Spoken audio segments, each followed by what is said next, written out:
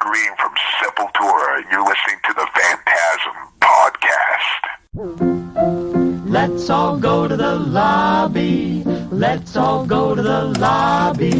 Let's all go to the lobby to get ourselves a treat. Delicious things to eat. The popcorn can't be beat. The sparkling drinks are just dandy. You are listening to Phantasm Podcast. Hey, this is Trevor Sternad. Ryan H. back from the Black Dahlia murder. Captain Sarah from Gabriel Warrior. This is Anthony Michael Hall. This is Dave. And this is Brett from Reputation. Hey, this is Larissa from Bend Prison. Terrence from Suffocation. Saul Fasciano from Aurora Creation. Phantasm Podcast. Join your host Corey Gorechrist and Dr. Vincent West for exclusive interviews with the sickest bands of metal and more. Head over to cultoffphantasm.com, the only gravesite for all things horror and death metal. No filler, all killer.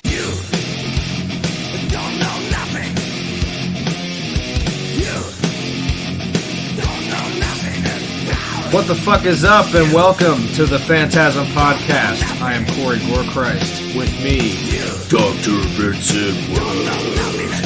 how are you? Doing awesome. Happy to be here. Good to see you. Happy to be here. Absolutely. Good to see you. Hello, everyone. Thank you for patiently waiting for the first episode of 2020. Our return. Thanks for hanging for the fucking holidays with us and doing the whole fucking thing. And yeah, it's been cool. And we're freezing sacks in here. It's fucking cold as balls. Turn the air conditioning off. Got some German pills up in here. German tall pills. Yep, you do. Bit burger. Courtesy of the doctor here is showing me the German pills ropes here today. Fuck you up. And we got awesome interview the doctor did with fucking Derrick of Sepultura, their new album Quadra, right? Yep. Quadra is out now on Nuclear Blast Records. Pick that up, go see them on tour with Sacred Reich. It's going to be a fucking awesome tour, so definitely check that out. In the US, fans, go catch them on tour. And the movie we got is a very special one we've been wanting to do for a really long time. Never really fit, though. Yeah, it just, I don't know, I think for the right time, I think with, there's another one coming out soon that's got a lot of hype right now, so I think it's a good time to bust it out, and I think, it's the perfect time for this, really. I think so. Good way to start off. You always got to start off strong in the next year, and I think this is one of the classics we've never done that's been asked by people to do, and it's just perfect, and, kind of symbolizes a lot because we met the guy last year, mainly talked about Star Trek, but still, fucking awesome. Doctor, the film we have. The movie that we are doing is The Forbidden by Clive Barker, a.k.a. Candyman. Have you ever heard of Candyman? Look in the mirror and say it once. Candyman. For fun. You don't believe all that nonsense anyway, do you? Say it again. Candyman. For a scare. A woman died in there. Leave it. Say it 5 times. No one ever got past 4. You're dead. Candyman. Try it. We dare you. Candyman. Rated R. Now playing at a theater near you. 1992 is when it came out. It came out actually September 11th, 1992, which is crazy. It's morbid. Yeah, it is morbid. And love fucking Clive Barker. If anybody gets a chance, if you're out in the convention circuit, definitely go say hi to him. I had to wait about a day and a half to actually get through to meet him. God. Seriously. That's insane. So Texas Frightmare, and if you don't, for Texas Frightmare, bigger cons like that, if you don't have like VIP stuff, then you do suffer. You really need to spend the money and get the, just a little tip from me. Definitely go ahead and for the bigger cons like Texas Frightmare to get the fucking VIP shit, like whatever the extra is to skip lines and have faster shit. For people like, for guests like Clive Barker, you need it, because I waited like 4 hours. Like the whole first day I was basically standing in line waiting on him to get an autograph, which the photo op thing was different because I had the photo op ticket, but I had to wait in line to get an autograph, purchase an autograph from him. So in some cons you can pre-order autograph ticket, but a lot of them don't do that. So You just gotta check the facts on that. But Clive Barker's an amazing guy, super cool when I met him. One of the only people that did the threw up the horns when I asked for in a photo op, because most of them are like, no, I don't think so. Clive Barker like did it hard as fuck, and it's probably my favorite picture I've ever taken, honestly. But yeah, Candyman, very symbolic to me. It's one of the first horror movies I watched with my mom, which is weird to say, but she usually didn't like to watch horror movies with me. I did that while she was out at work, and little Gorechrist was by himself. Sorry about that. I think Jens is a werewolf. Oh, you're good. Some fucking goddamn were pubes right here. Just chilling, like 5 feet away from my face. I didn't even notice that till you said something. I don't even know what it is. It ain't me. But yeah, there's Ted Raimi. We got a Ted Raimi spot right here. Did not notice that before. I'm gonna be honest with you. I have not seen this since I saw this in the theater. Ted Raimi is always like some kind of pervert, and he was like a condom salesman in Blood Rage. This one, he's like feeling up this chick's rack like as soon as we start the film. So there's the wonderful, one of the best cameo men in horror movies besides Dick Miller. I'm gonna give it to Ted Raimi. And, but yeah, I would always watch horror movies by myself. My mom was at work. I'd have, she had every premium channel on the planet. She had Skinamax, and fucking... Mine too, God bless them. All of it. Yeah, it's amazing. So I just, like, go to bed on time. My brother wouldn't watch me, and I'd just be like, click. And no, I'm not religious. It's a mom thing. But anyway. Right. You put on the boob tube, and then Candyman was one of the first ones where we sat down, and she was like, I don't know if you want to watch this, because she rented it from Blockbuster, and I was like, what is it? She was like, it's Candyman. I've heard it's very scary. I was like, okay, well, let's watch it. So we sat and watched the whole fucking thing. And I loved it. So it's always one of, my favorites. And to be clear, too, we are not watching the arrow pressing of this, European friends out there. This is the Shout Factory. The Scream Factory release. Yeah, it's the... Well, this is theatrical. Theatrical. And it's the theatrical cut. We're not watching the unrated. We figured for you guys, sometimes... like for the extra... Especially if you're able to stream this wherever you're at, you're not going to be able to get the unrated cut, probably. It's probably the theatrical, so... But I think for... And that Arrow cut has all this stuff. The Arrow version of this has all the versions in it. But, right. I guess it was kind of selfish on my part, but I just figured we'd just do the theatrical, because, Well, I think it gives people more access to stuff, and... I do, too. Because if you're going to stream this, there's no way in hell it's the unrated version. Oh, yeah. I'm just not buying that, because most stuff, in my experience that I've streamed, it's definitely, the regular theatrical. If you don't mind me ranting for just a brief second. No, go for it. That's why we're here. I do not really care for a lot of director's cuts of movies. I just don't. I don't either. And I find myself, I'm going to give you guys an interesting example. I love the movie Hot Tub Time Machine. Well, if you buy that at a store now, unless you're buying it used, but if you buy it physically, Amazon, Walmart, wherever you're at, even like a second-hand place, if you're not careful, you'll end up with the unrated version. I prefer the theatrical R version of that. Yeah. I don't like the unrated version of that film. And I don't like when a company forces me to have an unrated version of the film. Like, I will tell you this, and I wanted to talk about this real quick, if I may, because it's a brand new release. I just picked up my copy of Hot Dog the Movie from Synapse. Now, one thing I'm disappointed about this is it only has the goddamn unrated version of this film. Unrated producer's cut. I don't really like that.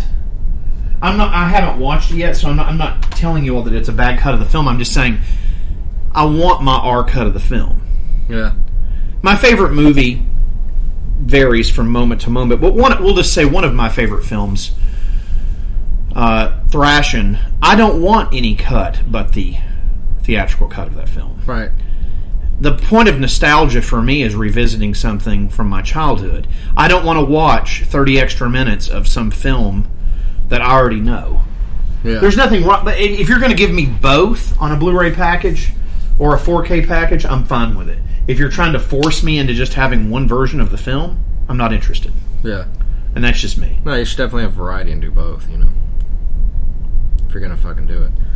Now, the cool thing about this, all you have, there's Virginia Madsen. She's doing some cons with Tony Todd. That's amazing. So there's some Candyman reunions coming around, so if you guys are, again, con goers or considering going, That definitely motherfucker's in everything. Yeah, definitely meet up.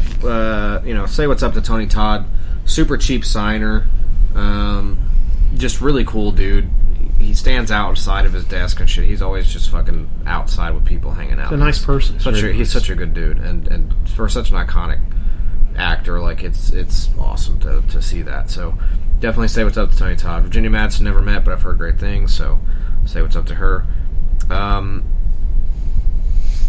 Who is it? Vanessa Williams. That's in this film. Mm-hmm. She is actually in the we new... just watched in that Star Trek episode. Yeah. And the new Candyman that comes out this year, she's reprising her role as Anne-Marie McCoy from this film. And she's the same character, which I didn't know. I think that's no awesome. Shit. Yep. So I didn't really make the connection. It's kind of been blowing up on the internet. It's like, oh my god, she's still playing the same character or whatever. So always thought that was cool. Loved her in New Jack City. And yeah, it's I think it's cool. I don't know who did the new one. I know that Jordan Peele produced it, but I don't know who directed it. I haven't researched it that much. I'm going to be honest with you. I wanted to tell you guys about a movie that I watched recently. I went and watched Fantasy Island, and I really liked it. It's out? Yeah, and it bombed. It's already gone. Oh well, I mean, nobody knew. But I really liked it. And that was actually a horror movie, right? Yeah, and everybody diarrheaed on it. I actually enjoyed it. Yeah, I find myself with a lot of films that I actually end up liking. Okay, Jordan Peele wrote it that way. But. Jordan Peele did write the new Candyman. Okay, so it'll be good then, because I think he's great. I do too. For a new filmmaker, and I love his comic work as the Key and Peele thing, and I think he's a good sketch comic, and I think he's a great mind. He's a good host of Twilight Zone too. Yeah, he's a great mind, and he's very passionate about horror. So those are the people. Us was my favorite thing he's done. Yeah, it's awesome. It's so great.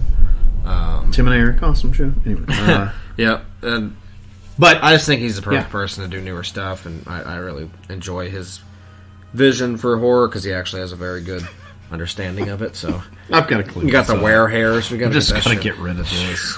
God, you got wheelchair fuckers shedding. Let me tell you all a story. I'm going to share this with everybody out there. I don't think where I live in Florida has been vacuumed in probably 20 years. And I'm not trying to be funny. So there's your terrifying fact when you go to sleep tonight. And imagine someone with my allergies and health problems that cannot sleep. Has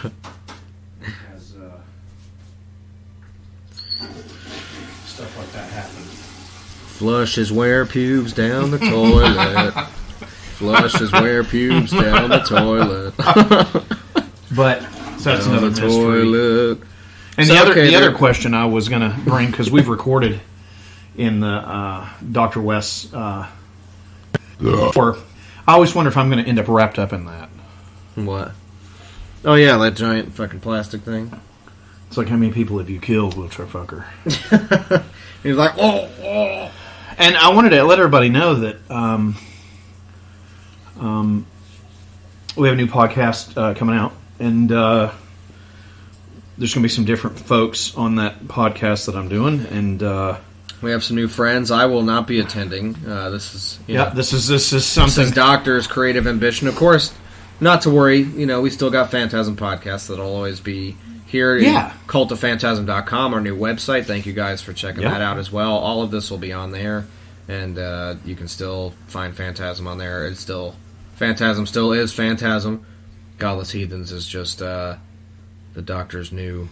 It is. It's Godless Heathens. Doctor's new creation, and it's going to be fun. I've got some fun guests coming by. Porno Protron. Of course, we have Killer Coach. Yeah, there's all kinds. We of also have James. You're gonna have a great summer. You're gonna get introduced to all kinds of motherfuckers. Now I know all these people personally, but I'm gonna keep Phantasm. I'm gonna keep all this together at the same time. Let some of these new cats run wild on Godless Heathens, and I'll stick around here and keep you all entertained at the same time. So I'll still be here with you. Yeah, just some fun, just a little fun little thing we're doing, and it has absolutely, other than it's just under our brand, but it's coming. You guys will check it out. It's gonna be fun. It'll be a lot of fun. You guys will like it. It's exciting. we'll have some ads here for you. You can listen to later. So we'll throw that up on here, and you can get a feel for it or not. Just be on the lookout for that. Be everywhere, like we are. We're all over the place. Yep, we are. We are invading. Excuse me. We are invading you. Well, there's alternate versions of the film going back to this, talking about director's cuts, things like that. With Candyman, see, there are versions shown on Channel 4 TV, and this is on IMDb, of course. You guys just want to go read it yourselves or read along with us, whatever the fuck you want to do. They're released on UK VHS video. They're completely uncut. All the DVD releases, including the 2006 Collector's Edition, feature the pre-cut R-rated US print. This version edits the killing of the psychiatrist by Candyman, shortens the scenes of blood spurting towards Helen's face. Folks, we need all those things, so just why would you even watch that? Unrated work prints, bootlegs of Candyman, also contain more graphic beating of Virginia Madsen's character Helen in the toilets by the black youths who enter into the toilet and who Helen on the toilet. That ought to be a band. Kicked her several times on the floor while she bleeds profusely from the head, wound inflicted from the blow by the hook of the main youth. This is cut in all regular prints. So there is a bootleg going around with the work print in there. That's pretty fucking rad, actually. I'd love to see that. European version was cut by 12 minutes. The Region 2... Oh, hold on a minute. Is that her there? That's Vanessa Williams, yeah. But that's not the same Vanessa Williams that was in Star Trek. The one that was in Star Trek was a pop singer. No, I don't think she's the same one. That's what I'm saying. It's two different people. Yeah, not the same Vanessa Williams. Sorry, folks. That was something. European version was cut by 12 minutes. The Region 2 DVD restored it to 94 minutes from the original 86-minute version. And the German VHS tape, rated not under 18, is fully uncut, including a different, much gorier version of the psychologist's death than the rated R Which cut. is available on the Arrow version, apparently. So the Arrow version has the German VHS tape version with that scene. Insane. And this has, so that's why if you guys are collectors or, it's good to have more than one copy of stuff. If especially if you don't have definitive versions that, because if one has everything on it, then you don't need the other ones. But it's nice to have other ones. If it's, I know some people that collect. They'll have like a million versions of one movie, and that's totally fine. Whether you open it or not. Doctors like that. He'll be like, I got my 5th different copy of Big Trouble in Little China. I'll be like, of course you did. It's pretty bad. I mean, why wouldn't you? Because this one has this. I don't like this print, but this one has this interview on it. It's a collector's realm here, and it's a good thing. But yeah, this version, what does this have on? Is it just theatrical, or this one has the director's cut? So So I don't know. This is the theatrical cut, and the second disc is the unrated cut. So it probably does have that scene in it. Would it help you if I told you the running times? Yeah. I'll let you look at that. I can't read that. I'm blind. Let's see. You sit down there. Approximate running time is 99 minutes theatrical cut, 99 minutes unrated cut. Huh. You gotta be. So, it's confusing. I don't know. They're 2K restorations from a new 4K scan of the original negative. That's on both of the cuts here. There's new audio commentary with Tony Todd and the director, which is awesome. That's really good. So a lot of times with these things now, they don't do that. They don't have like the main actors or even the directors. They have like it's the camera effects man and the right. It's very and the fucking guy that the janitor of the fucking.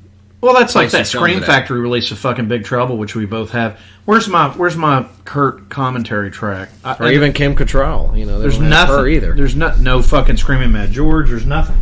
It's just like here's the second assistant. Don't get me wrong. It's a beautiful print of the film. It is, but it's still like new commentary from the second assistant film director's assistant. It's like, where's what? Nick Castle did 3 things with John Carpenter. A lot of people don't know this. Escape from New York. Well, I'm getting there. Hold on. So, sorry. He was the Shape. Yep.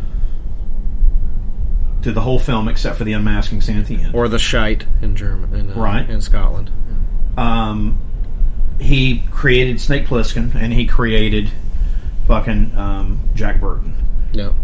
Now a lot of people don't know that. Now, The Rock is in a Big Trouble in Little China universe film that's coming out. Huh. I don't have a problem with it. It has nothing to do with Big Trouble in Little China, except that it's set in the same universe.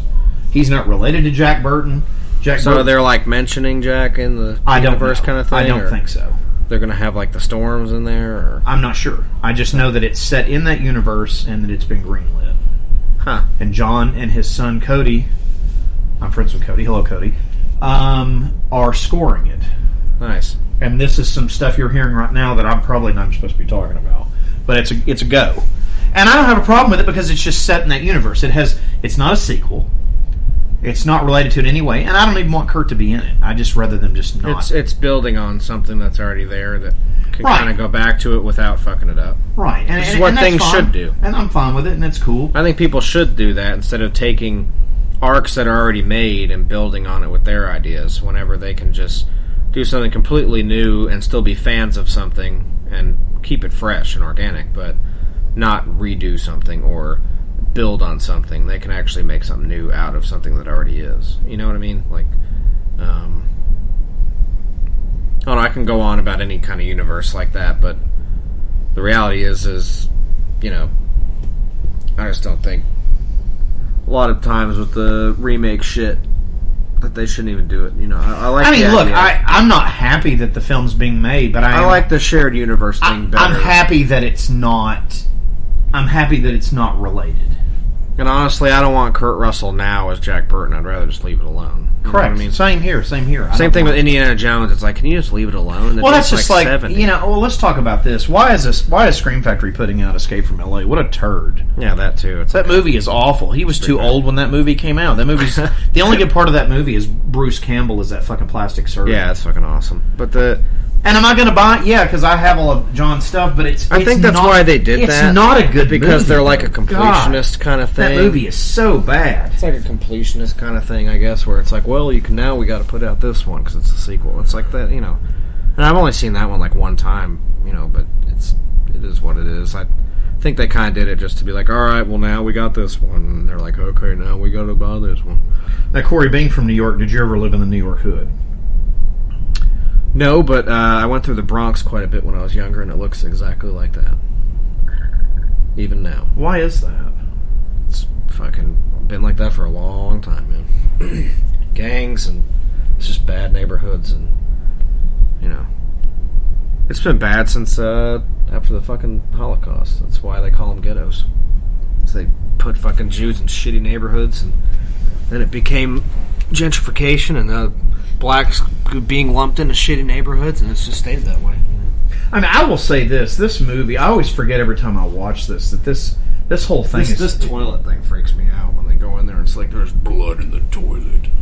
Well, I'm talking about just all the way all this looks right here is terrifying. I think that that's kind of what it looks like. But this scene stuck with me for the rest of my life because it's seriously like anytime I go to a bathroom, I think of that like a grodier bathroom, not like a Walmart bathroom. But if I go, Walmart bathrooms are pretty grody. If I go to some like venue, like shitty like metal venues, like bathroom, like the Masquerade, for instance, or somewhere like that, and I see like a shitty bathroom, I'm always like, Candyman, blood in the toilet, or yeah, there's been, you know,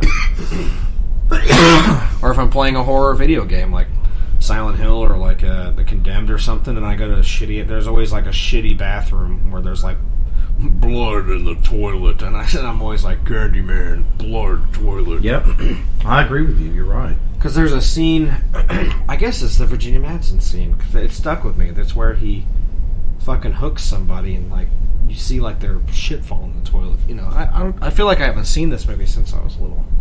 I really don't think I have, to be honest. But that scene always stuck with me. He fucking guts somebody. This Blu-ray doesn't look that good either. Yeah. He's fucking gutted somebody in it. You know, I gotta be honest with you, I don't think this movie ever looked good.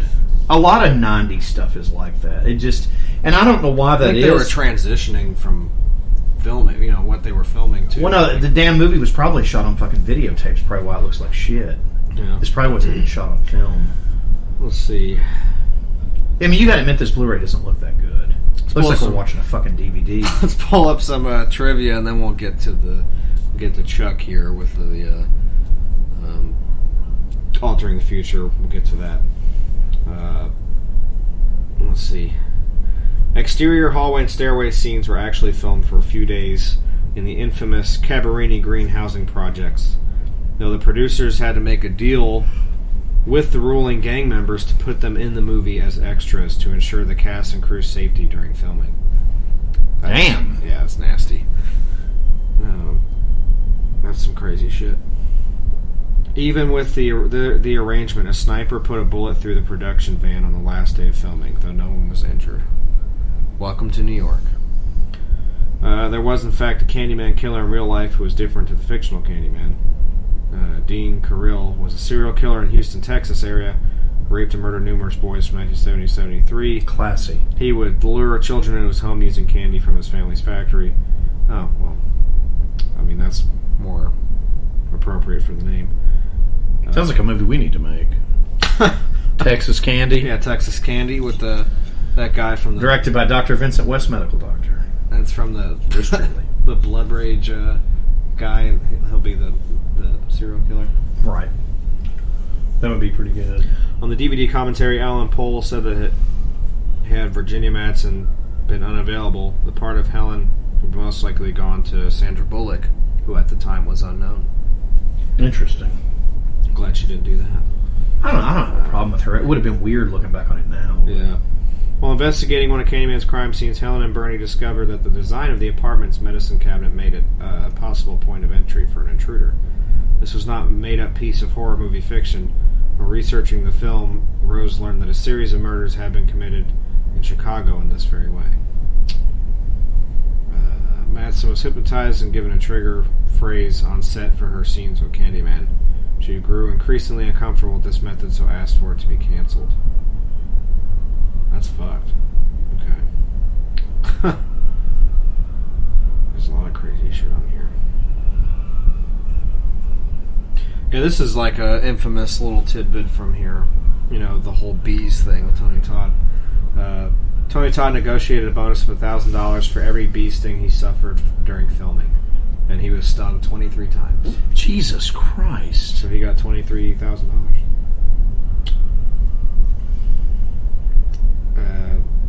Effects crew had a blacksmith make Candyman's hook, but when they went to pick it up, the blacksmith refused to sell it to them.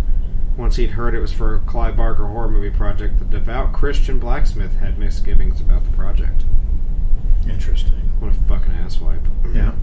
Candyman's lair was designed to look like a Gothic church constructed by the people who believed in him, living in Cabrini Green. Virginia Madsen claims that she was hypnotized for some of the film scenes, so we just said that. That's fucking crazy. She was? Yeah. They had to hypnotize her to do it? In certain scenes, they hypnotize her, I guess. It's fucking weird. It was bizarre. Mm-hmm. Here's Chicago is where this is. Oh, it is? Yeah. I always thought it was New York. That's what I thought, too. Or is it supposed to be in New York? I don't know. I don't fucking pay attention to shit. No. I thought it was supposed to be New York. I could have sworn that it was. It was filmed in Chicago. That's not what I meant, but isn't it supposed to be New York? That's what I thought. I guess not. I'm pretty sure it's supposed to be straight up Chicago. Chicago. Chicago. Let's see.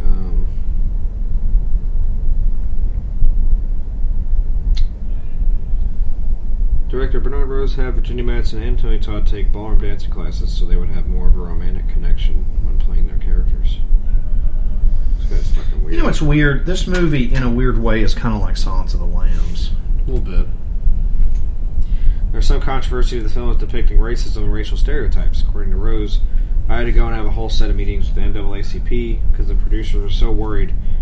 And what they said to me when they read the script was, why are we even having this meeting? You know this is just good fun. Their argument was, why shouldn't a black actor be a ghost? Why shouldn't a black actor play Freddy Krueger or Hannibal Lecter? If you're saying that they can't be, it's really perverse. This is a horror movie, according to Virginia Madsen. I was and am now worried about how people will respond. I don't think Spike Lee will like this film. Fuck Spike Lee. You know what made me mad about Spike Lee recently? And I guess I shouldn't be saying this because we record this stuff, but what pissed me off about him, he's supposedly this Knicks fan, right? Yeah. But yeah, he's wearing all this Kobe Bryant shit. Yeah. And it's like, why don't you just admit, and I don't mind saying this on here, there's nothing wrong, why don't you just admit that you're a racist asshole?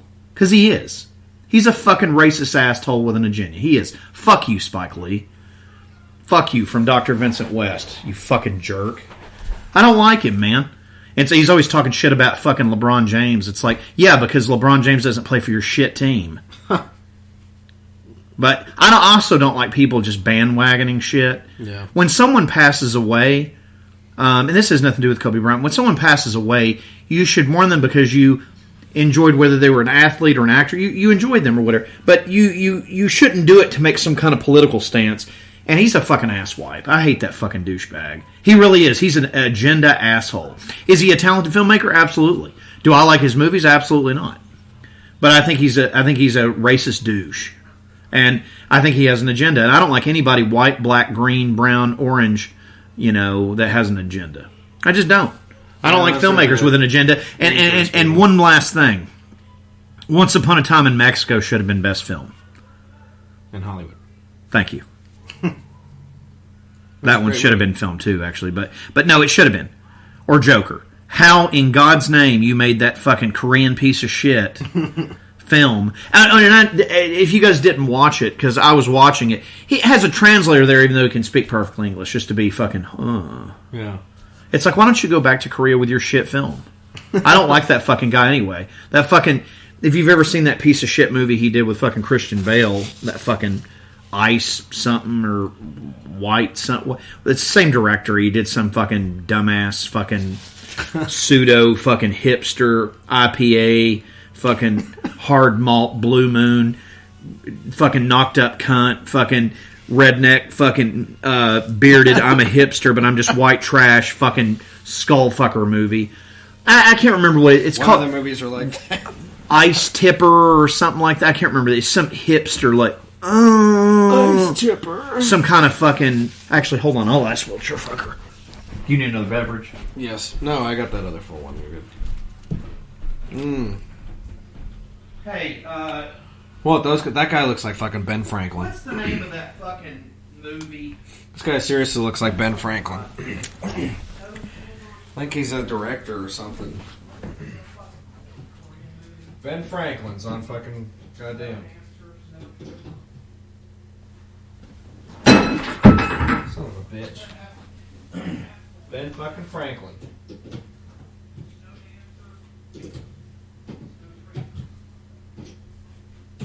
I don't know who that guy is. I think he's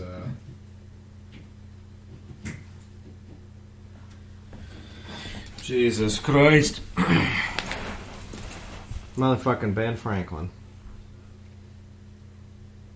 I'm gonna look in the August 2011 interview with Cindy Perlman of the Chicago Sun-Times, Tony Todd stated, "I'll never forget that I filmed that movie in a building on the south side of Chicago, building 116 Unit C. That's the Candyman pad." So, it is Chicago. But you can kind of tell because, Chicago is a fucking shithole, man. Sorry for anyone that's listening. It's from Chicago, but I've been there too. It's a shithole. Snow Dancer? Snowpiercer? That's it. Snowpiercer. That's that same That's director. that redneck turd fart stain shit. But that's that same... What, the Parasite guy? Yeah, it's the same guy. Oh, I didn't know he did that. And everybody jerks off over movies like that. Here's the reality, folks. There's nothing wrong with liking Candyman. There's nothing wrong with liking Friday the 13th. There's nothing wrong with liking any of that stuff. Just because some highbrow fucking hipster didn't fucking make it doesn't mean that it's bad. Yeah. Well, it's one of those things. I think they wanted to just... I've been told my whole fucking life. This thing ain't charging anymore. I tried to start staying in there. You just get up and fart. Get up and fart. I did. According to Tony Todd, I met with Bernard Rose, who is a brilliant mind and a great director. What about now? Yes. What about now? No. I want to say it was a higher, but people kept telling me, "Oh, you'll never be able to shake this." And I said, now? "No." What about now? Nope. It keeps falling out. It's going to fall out again. I'm going to do the best I can to go away from that. I knew when I read it and I saw the bees and the stuff. What about now? I knew things that haven't been filmed before, but that was so interesting. Yes. I've always wanted to find my own personal Phantom of the Opera. Well, Tony Todd, you did. And he became one of the most iconic killers in all of horror. Character Candyman came in at number 8 on Blade Disgusting's top 13 slash in horror movie history. And ranked the same. It's not a slasher. On Ugo's top 11 slashers, Tony Todd. This is not a slasher. 100 greatest horror movie performances for his role. Psychological thriller. This is not a slasher. Yeah, I mean he's like a killer, but it's not a slasher. You know what? Film. I just want to say something real quick. It's not a slasher film. I'm tired of a 20-year-old at Bloody Disgusting telling me about horror movies. You all share some pretty good stuff, but you guys are also kind of fucking stupid. You all eat your own ass too much, and then you get on there and post stuff about stuff that you don't know nothing about. This is not a fucking slasher film, though. I can tell you that, ladies and gentlemen. Where are the teenagers? This is not a Maniac is a slasher film. I think there are too many people out there. It's just like, that just looks like a slasher to me. Well, why don't you watch it before you start telling everyone what it is? And let's to speak about this real quick. Same with Silence of the Lambs. Do I like that movie? Yeah. Is that a slasher? No, it's not a fucking horror movie. No. It's about a goddamn FBI goddamn agent. It's also a sequel to a movie called Manhunter. Mm-hmm. It's and that is not a fucking horror movie. No. Is it a good movie? Absolutely. Michael Mann directed. I'm a big fan. But the thing with it is, it's like it's not a goddamn horror movie. Neither of those are fucking horror movies. I think sometimes people just they think because they've seen something online on Facebook or somewhere else on the internet about something, it's like, oh, that's a horror movie. No, it's not. People talk out their asses, all it is. They talk out their ass. Now here, let me also bring another stunning revelation to everyone out there listening right now. Freddy Krueger, Nightmare on Elm Street, is not a slasher film. Those are not slasher films. He's a supernatural demon. There it is. It's not a slasher film. Do you consider those a slasher film? Those aren't slasher films. I don't consider Freddy a... Sorry, I never have. Just like Ash from Evil Dead is not a slasher film. I don't know. I think... Leatherface is a cannibal. I don't consider him a slasher. I don't consider the Texas Chainsaw Massacre a slasher movie. It's not a slasher movie. None of them are. He's a fucking cannibal. They're a cannibal family. It has nothing to do with... everybody has to think... Slashers have very specific Prowler. Things. Yeah. Friday the 13th. Fucking Halloween. Fucking, Psycho. It's a very specific goddamn thing. Maniac. Come on, people. Let's get our genres right here before we start telling everybody what fucking everything is. I'm tired of people telling me that at my age, and it's like, look, y'all don't know what the fuck you're talking about. Is Night of the Living Dead a slasher because it's a horror movie? I mean, give me a goddamn break. It's a fucking zombie movie. I just don't understand people sometimes. Oh, it's a slasher. He's got that hook, and then bees. It's slasher. No, he's cool. And in that, I was actually just thinking of something. He's a serial killer, but it's not a slasher. Yeah, but that doesn't make it a slasher. Chucky's a slasher. It's a slasher movie. Because he's fucking going around killing people. No, it is. It is, but this one he's not going around killing people. He's already killed people. But I would only say Child's Play 1 and 2 are slasher films. Yeah, the remake is a slasher film. Yeah. But I would not say 3 and on is not. It's just silly. It's Leprechaun is all it is. Leprechaun, which isn't a slasher. No, it is not. And Sharknado is not a slasher. Jaws is not a slasher. It's Dr. West's favorite when he goes in to take a shit and there's just bees in there. Do I like Jaws? Yes. Is it a slasher? No. I just don't understand. I just don't understand. Reanimator is not a slasher. Do you know what I mean, people are trying to lump way too many things together. Yeah. And I'm going to be honest with you. The reason I'm going to take Hellraiser, that's not a slasher. No, it is not. I love Pinhead. He's great, but it's not a slasher. Nightbreed is not a slasher film. There's a slasher guy in it. There's a serial killer in it, but there's an element. But it is not it is not a slasher film. Yeah. It is not. I I think the reason people love Jason Voorhees so much, myself included, is because there really isn't anything like that. Yeah, there is a lot of copycat stuff. There's a lot but they're great. Some of them are. So Prowler is great. Some of them are. Some of them are not. Another good slasher. Mad Men is not. My Bloody Valentine. What a turd. My Bloody Valentine. No, not My Bloody. But I'm saying, Mad Men is a turd. Yeah. What, the show Mad Men? Oh, Madman. Madman Mars. That's awful. Yeah, it's a turd. But look, here's what... Slaughterhouse slasher. It's amazing. But what I'm saying, though, is I think the reason so many people gravitate to Jason Voorhees is because it's unique. And it really was. They were really onto something with that.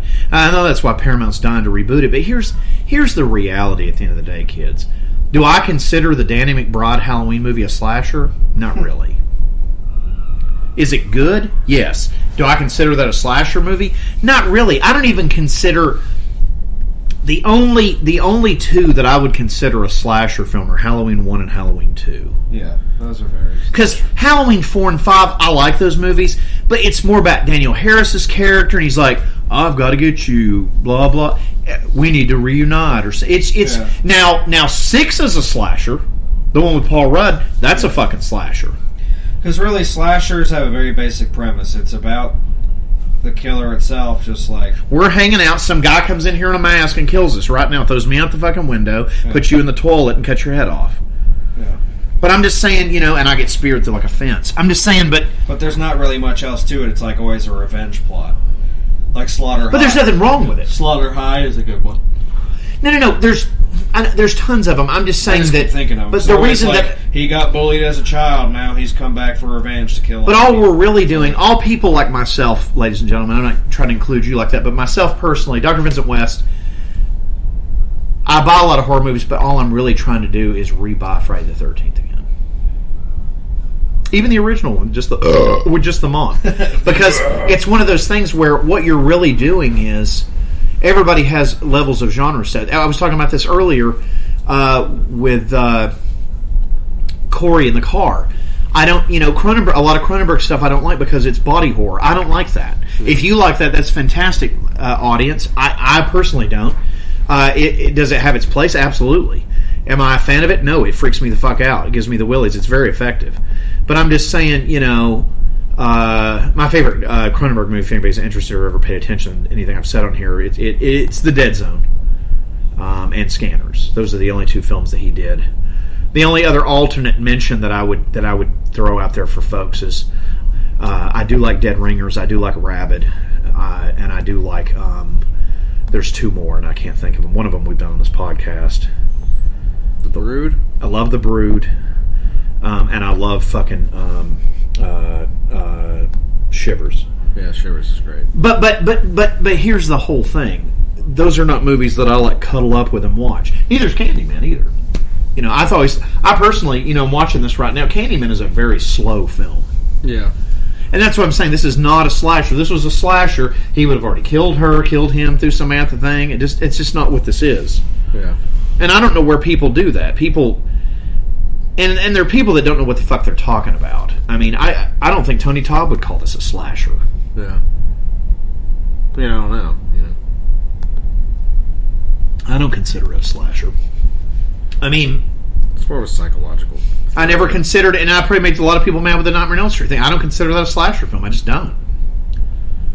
He's a demon. He's not real. How is that a slasher film? It's a supernatural film. But I don't consider him a slasher. I think Freddy's awesome. I think Leatherface is awesome. But I don't consider either one of those slashers. Prowler is a slasher. Yeah. Prowler and Maniac are two of the best examples I could give anyone in the world of a slasher. And those are two of my favorites. And they are doing a 3-disc of Prowler later in the year, and I'm buying the fuck out of it. It's amazing. Blue Underground doing it? Correct. Nice. And that's another little tidbit, folks, that's not been announced, so enjoy. You're welcome. Thank you, Dr. West. You're welcome, audience. But, yeah, for me, and I'm not saying everybody can like whatever they want, but for me, it's why movies like Gremlins I thought was fucking stupid, which they wasted money and put that out on 4K. It's a fucking Joe Dante turd. Give me the Burbs all day long over that film and Matinee. But, it's overrated. I don't like it. I never did like that fucking movie. I'd much rather watch fucking Prowler go around and fucking hack people up. I don't, A lot of stuff, I get tired of it, I get tired of some of the stuff that people do with this. It's just like, fuck Michael Myers, man. It's like, give me Jason Voorhees all day long. That's just my opinion, It's the perfect print of just death. 2 is amazing because he's got the fucking sack. 3 gets the fucking hockey mask. 4, amazing. 5, you got the fake ambulance deer. Everybody hates that movie. I love it. Corey really kind of turned me back onto that one. I liked it as a kid. I like it now. Goddamn, I love it. 6 I can't deal with anymore. 6 to me is just a stinking turd. I tried watching that recently, and it was like watching. It's like fucking. NBC presents Jason Voorhees in the Woods. It's just a little. It's a little too campy. hokey for me. Very campy. I don't like the Jason either in that. I think he's a fucking. I just don't like him. I don't know, and I hate him in that video game. Yeah. 7, love it. 7's great. 8, love it. I hate that there's never going to be a print of that, and like an unrated director's cut. Yeah, now that John Carl Buechler's dead too, it fucking sucks. Yeah, he wanted to do that. The whole thing fucking sucks. He wanted to put one of those out. Because that would have been like one of the nastiest movies ever made. It still is. Oh, it would have been amazing. But it's a shame we're only going to see like work prints of all that stuff, and that's something I've always wanted to see. Maximum Overdrive is one of my favorite movies. Is that a slasher? No, it's not. And like I said, I don't know where people get off. Like, I read some review on Amazon recently. Some guy was saying Creepshow was a slasher. How the hell is that a slasher? What? No, seriously. How the fuck is that a slasher? It's like people just throw that word around. And another word people throw around, kids? Death metal. Not everything is death metal. It's just not. I'm sorry. It's all death metal. Everything's death metal. Everything is death metal. Friday the 13th Part 2 is a slasher. Deicide, Legion, is a death metal album. Right. Candyman is a psychological thriller, and Slipknot is new metal. Get your facts right, kids. Don't just. It's like people just. It's like I think a lot of people think because it's on the internet, it's fact too. Like the stuff I'm saying tonight, these aren't facts. These are just my opinions about stuff, but I consider them facts. I think I speak the facts about film. Music, that's, there's some people that do it right and some people that don't. Even on Wikipedia right here, and we didn't just alter this, people. This is what it says. Candyman is a 1992 American supernatural horror film. There you go. That's it. See, I wouldn't even call it a horror. I wouldn't even call this a horrh movie. I would just because Clive Barker. This is definitely a horror movie. We'll at least be there. I mean, this is a straight up horror film. Psychological chiller. But this is a horror movie. Really no. I'm not saying it's not a horror movie. I'm not. But otherwise, but I also think this is more of like Clive stuff, like Hellraiser, in the fact that it is like a psychological film. Yeah. But it's definitely... Because Hellraiser is very psychological. Yeah. It's the way he writes, Whereas, when Tom Savini was doing special makeup effects back in the day, it was mainly for slashers. That's why I like him. Yeah, he's the shit. Does he hate me? Yes. But that's another story. But my whole thing is that the moral of this story is you just because you think something's cool doesn't make it a slasher. Slasher. I love Dr. Herbert West, but he is not. That is not a slasher. Is he a mad scientist? Yes. Is he awesome? Yes. So he's not going around killing people with different weapons. No, but I think people. But you would talk to some idiots out there that I guarantee you that would be like, "Oh, Reanimator's a fucking slasher." No, it's not. It's a slasher, mate. And there's nothing wrong. Reanimator's a great movie, but I mean, it's not a. Dawn of the Dead is not a slasher. It's a fucking zombie film. All right. Well, are you with me on this though? Yeah, that it's very. I just think it's very convoluted. I wish people would try to get their shit together occasionally before they fucking post this stuff. No, after you're drinking your Java latte on your fucking iPhone at your fucking office building, it's like, Candyman's one of our top slashers. Well, thanks, Decibel Death Metal Magazine. Appreciate you. Slipknot Iowa's our top death metal album from 2001. All right. Give me a fucking break. Jesus Christ. On that note, thank you, Bloody Disgusting, for allowing us to get into this kind of rant and also to prove that you're retarded. We'll cue up Chuck here, and we'll get on. Sorry for the rant, kids. We'll get in the future.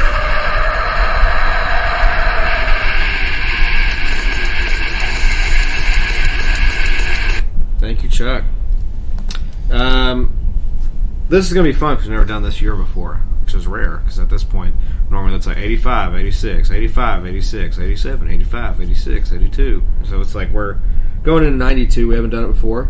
I was actually born when this came out, which is nuts because most of our catalog we've done for you guys, I wasn't even sperm floating yet, so this is cool. Well, you're old, man. I wasn't born until 2002. Well, they can only eat my balls. A lot of movies came out in 92 that were awesome, and while I was 2 years old, a lot of these movies are still some of my favorites of all time because I was 2, or 3, and 4 when these are still new. So we'll get right into this now. I'll cover the movies on the how. If you want me to hand you your thing, is your shit working over there? It is dead, but if you can hand me I will pull it up from Okay, thank you. I always cover the movies. Dr. West does. We got a lot of good shit movies wise. 92 for music on Phantasm. You can imagine this is going to be fucking fantastic. So It's going to be a lot of fun. First one, I'm just going to go ahead and do it. Aladdin, favorite Disney movie for me of all time. So good.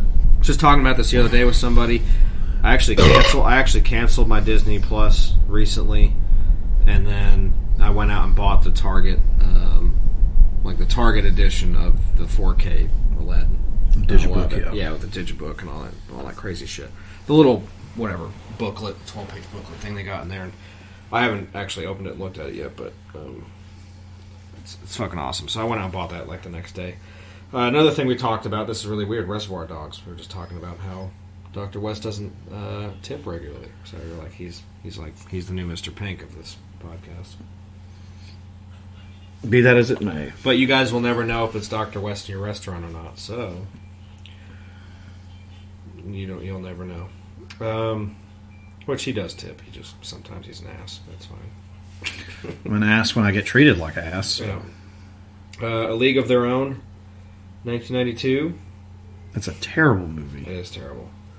I love Madonna, and she can't even save that movie. I need to put a tampon in you and in me for just bringing that up. Well, it's a big movie that came out. It was. No, it was. Some of our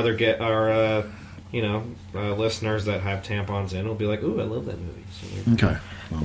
Vaginal leakage, anal leakage, whatever you put tampon in for. That's what's there. Batman Returns. I love that movie. Got Killer Coach hates that movie. Bram Stoker's Dracula. Not a fan of that. You know, it's weird. When that movie came out, I liked it.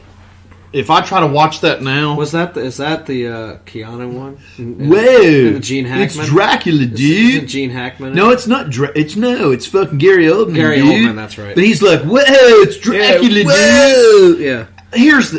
Just real quick. Bad. I'm the only person apparently on the planet that does not like Keanu Reeves. I can't stand him. I'm sorry. I don't like the John Wick movies. I don't like him. He's fucking annoying. And I'm glad that he's doing another Bill and Ted movie because that's his natural acting ability is to just go, whoa! Yeah. He's like Owen Wilson. He's fucking annoying. A Few Good Men. Can't deal with it. Yeah. It's one of those overrated. Never seen it, never will watch. You can't handle the truth. Yeah, I don't want to see it. I don't want to see it. I have no interest in watching a military court drama. Yeah. Unforgiven. Turd. Gene Hackman. That's the Gene Hackman. That's a fucking turd. Richard Harris. That movie's an overrated turd. Unforgiven. You know what? I've never seen it. I'm proud to say it's awful. It's just an Academy Award winning turd. It was a good one. Last of the Mohicans. Love it. Love that movie. Day-Lewis. Love it.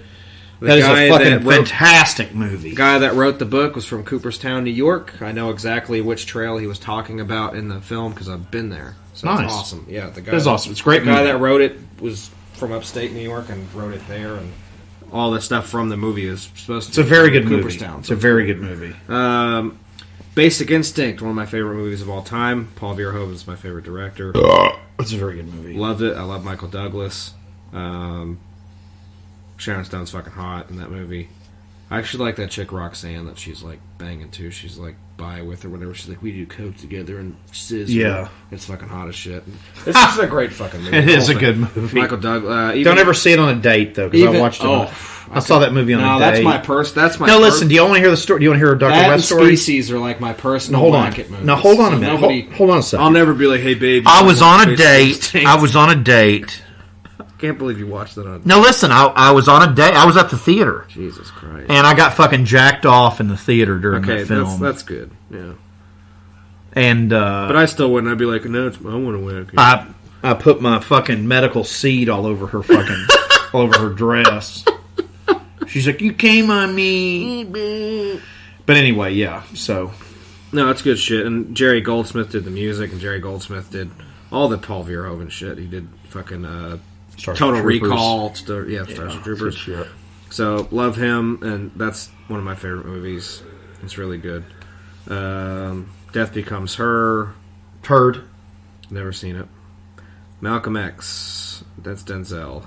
I love Denzel, but I can't deal with that movie. The Bodyguard. It's Kevin Costner. Whitney Never Houston. seen it. Don't want to see it. Never seen it. Home Alone 2. Never seen it. Movie's actually really funny. Got Tim Curry in it. He's funny in it.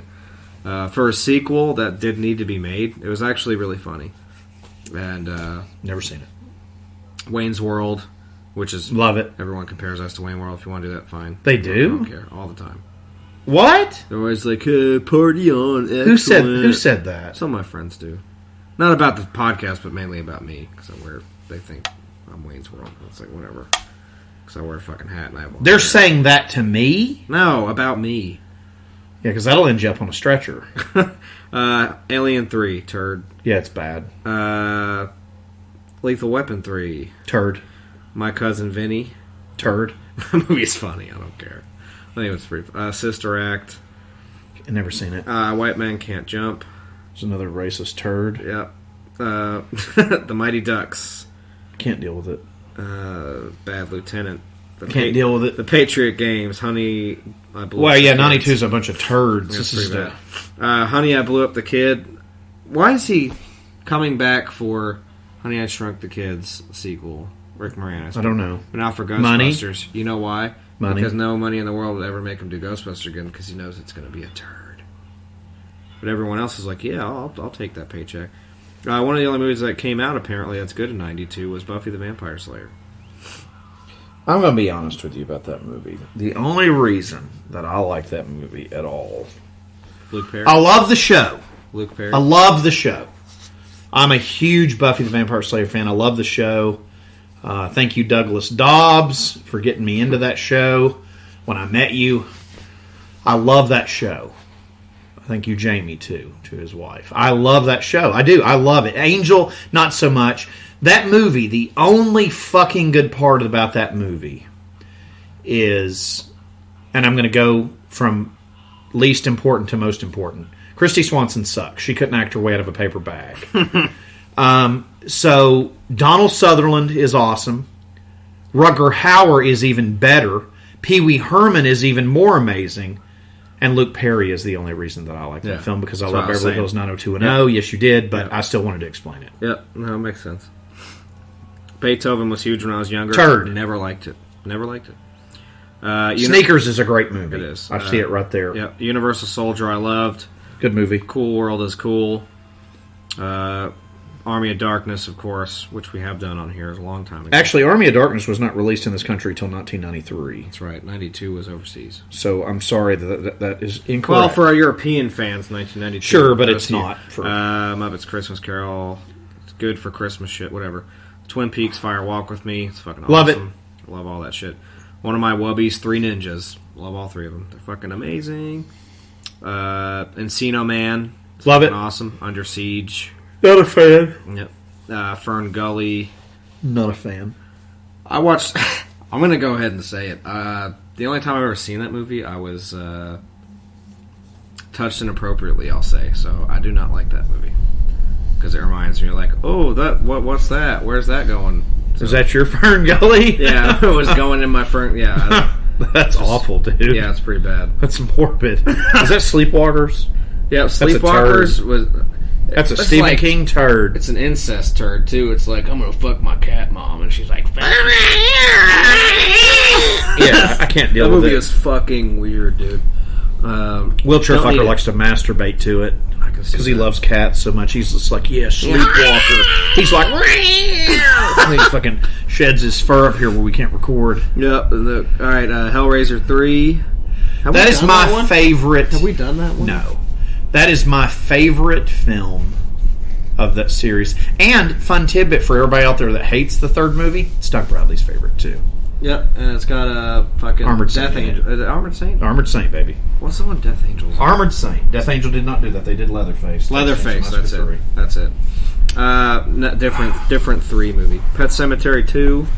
Love that movie. That's 92? 92. I love that movie. Another one, Dr. Giggles. Love that movie. Innocent Blood, love it. Yep. Yeah, Larry Drake. Larry Drake's the shit. Innocent Blood, Children of the Corn 2. There's some of those that's actually good, like the sequels to Children of the Corn. They're okay. They're just more... They're okay. Amityville, It's About Time. That's supposed to be one of the worst movies ever made. I would like to actually Jens has it on Blu-ray. Yeah, it's that new box set. Demonic Toys, Critters 4. Critters 4 was awful. Waxwork 2. Love that movie. We've never done... Have we done this? We did the first Waxwork. We gave it to Steve Ashim. Shout out to Steve. We need to do the second one. We should. Netherworld, Stepfather 3. Lawnmower Man, we did. Shout out to Schmear. We did that Schmear Destruction. Which is one of the best movies in 92 because that movie's freaking crazy. It is a good movie. If there's anything else, we can pull up the music. Mariachi, the movie. Awesome. Rapid Fire with Brandon Lee. Love it. Rapid Fire. Mariachi's fucking awesome. Let's see. I don't really... Romper Stomper. That's a great movie. Never seen it. Nazi movie. That's good. It's a good movie. It really is. Coming from a Jew, Romper Stomper is a good movie. Promise. You can shut down this podcast, say you're a bunch of Nazi sympathizers. You can go fuck yourself. It's a good movie. Just go watch it. Promise. It's a good fucking... I've never seen it. Let's see. Now that we're done, we're wrapped up. We should have like a ding where we move on to the next. Bing. All right. Just put DM albums 1992. You don't need to spell it out, but that's how I do it. And it should just give you a list of crap. Dick Balls. Let's see. Dick Moves. Dick Balls, 1992. No, Dick Moves. Now, there's so much good shit. It's 1992. You ready? You don't have to have us tell you, but there's a lot of good music that came out. We're going to keep this brief because we're doing stuff tonight. We're doing stuff. Or we're busy. And... Let's go for it. Let's just list them. 1992. Fucking death metal. Some really good shit that came out in 92. That's why it was really popping in 92. Okay, so we'll start with some black metal. We'll do Emperor Wrath of the Tyrant. Fuck yeah.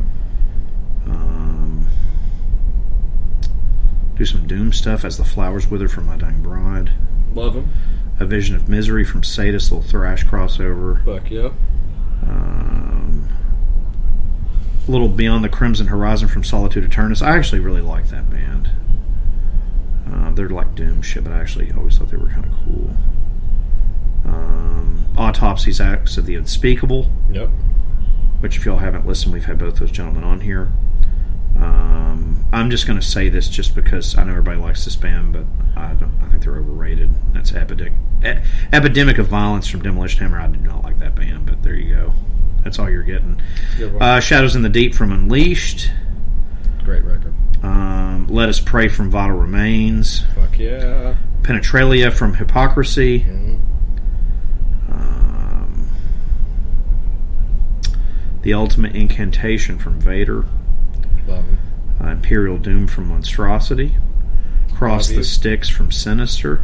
Utopia Banished from Napalm Death. Little grindcore for you. Love you, Shane. Blaze in the Northern Sky from Dark Throne. Little black metal for you. The Incomplete from Obituary. Last One on Earth from Asphyx. Tomb of the Mutilated from Cannibal Corpse.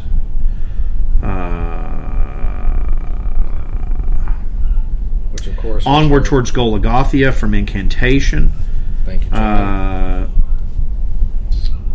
Yeah, you're not getting a mention from me on that.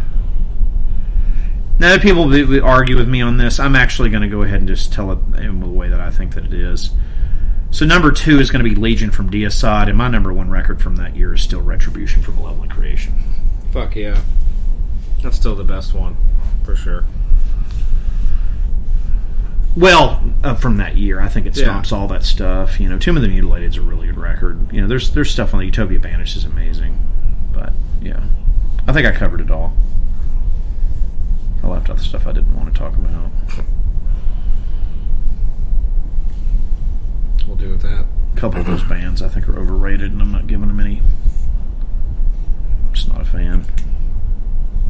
If y'all are wondering what I left out, I think Bolt Thrower sucks. I'm just not a fan of that band. I think they're fucking gay. No, that band fucking blows. I never liked them. It's just like, we not doing podcast. It's like, yeah, whatever, eat a dick. We had them on. You did. I have never talked to those dudes. I've asked those dudes to come. They were a bunch of cocksuckers to me. And take your memoriam band and bury it in your tomb. Not a fan. Those guys are a bunch of ass wipes. But I don't care. You want to know why? Because I know Millie from Creator, and I don't care. So, but yeah, not a fan. But the stuff I listed, absolutely. That Onward Toward Golgothia is a great album. Love me some Incantation. Great band. Great dudes. Fuck! Woo! Mainly their frontman. He's a beautiful, amazing man. But anyway, he's a very nice, cool motherfucker to talk to. But yeah, there's a bunch of garbage, you know, out there. But whatever, you know. But Retribution, man, I think that record still holds up today. It does. Legion does too. Legion does too. I had to mention that. It's great. And Onward Towards Golgothia, I really like that record. I had never really listened to that. Wheelchair Fucker got me listening to that album.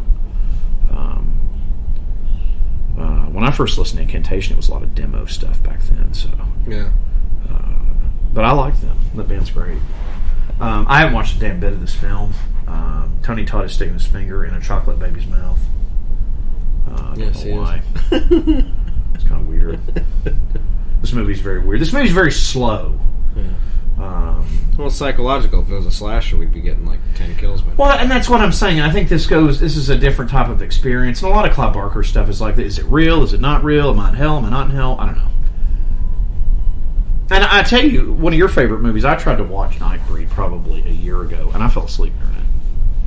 It's just not effective for me anymore. And I worked at a movie theater at the time, and my friend Matt, rest in peace,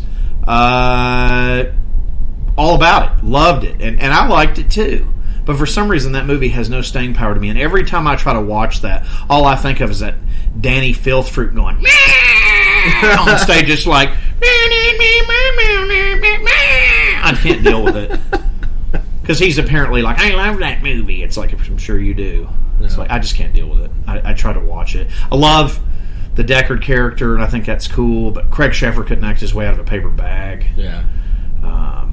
Although he is in my favorite John Hughes movie. He is in Some Kind of Wonderful. He is in that movie. He is the asshole boyfriend that Leah Thompson's with. And I mean, he's okay in that. I guess he's kind of a dick in that too. But I don't know, man. I think a lot of Clive Barker's stuff is like a lot of Stephen King stuff. And I wanted to talk about this movie on here with you guys because I watched it probably about a month ago at a secondhand theater. I watched Dr. Sleep, and it's a real slow fucking film. It's pretty good. Yeah. But it's extremely slow, and I would by no means tell someone that's a Shining fan that you're going to like the film. It's completely different. And the Shining stuff that's in the film is pretty cool. And I enjoyed it, but it's a very slow fucking movie. It literally feels like you're watching a television miniseries. But I'll compare it to Clive Barker stuff to Stephen King in the fact that a lot of Stephen stuff is like that. Not movie, but his books and some of the books with TV adaptations and whatnot. It's real slow. It's a slow burn. It's real, just like Salem's Lot.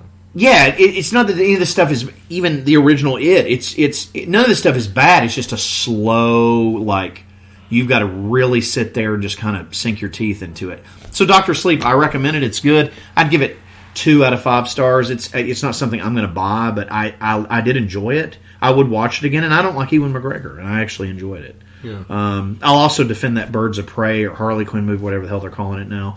I really like that movie too, but that's another story, but for a different podcast. But anyway, Dr. Sleep was good. I enjoyed it, and I enjoyed Fantasy Island too, and everybody hated that. I like their Black Christmas that Blumhouse did too, that has just disappeared and never went to the dollar theater and never came out on Blu-ray, so I don't know what happened with that, but that's a good movie too. Again, I'm not easily impressed with a lot of stuff, but I like a lot of B movies, so, maybe my advice is not the greatest, I do enjoy the movie Billy the Kid versus Dracula, so. Never seen it. It's a very old movie. It's very good, though. But I'm guilty of liking that movie. Somebody was trashing that recently. Something I was looking recently, and I'll defend that movie. I actually think that movie's entertaining as hell. It's stupid, but it's fucking amazing. But yeah, really but whatever. But Dr. Sleep was good for what it was. It was pretty damn enjoyable. Is it too long to watch at the theater? Yeah, you're going to have a lot more fun watching that at home because you can stop it and start it back up, and because it was just like, whoa. And apparently the Blu-ray has an extra 20 or 30 minutes to it, so included in the film. Nice. So wow, that's an even longer burn. But it feels more like a television mini-series than it does a film. Yeah. I said from the first time I saw ads for it looked like a fucking Netflix movie, and it does. It looks like a fucking Netflix movie, and it kind of is. It's like a television. It's a really long ass television movie. Is it effective? Absolutely. Is it good? Yes. Is it The Shining? Absolutely fucking not. Sorry, nobody can do that, except you can somehow bring Mr. Kubrick back from the dead. Right. But yeah. And just a side note, I watched They Live recently with Killer Coach, and what an effective movie, and how things have just gotten worse, and it's so relatable to Trump era United States. So yeah, They Live is an incredibly effective film. Unlike Candyman, which I might actually sell this piece of shit. This is really slow and boring.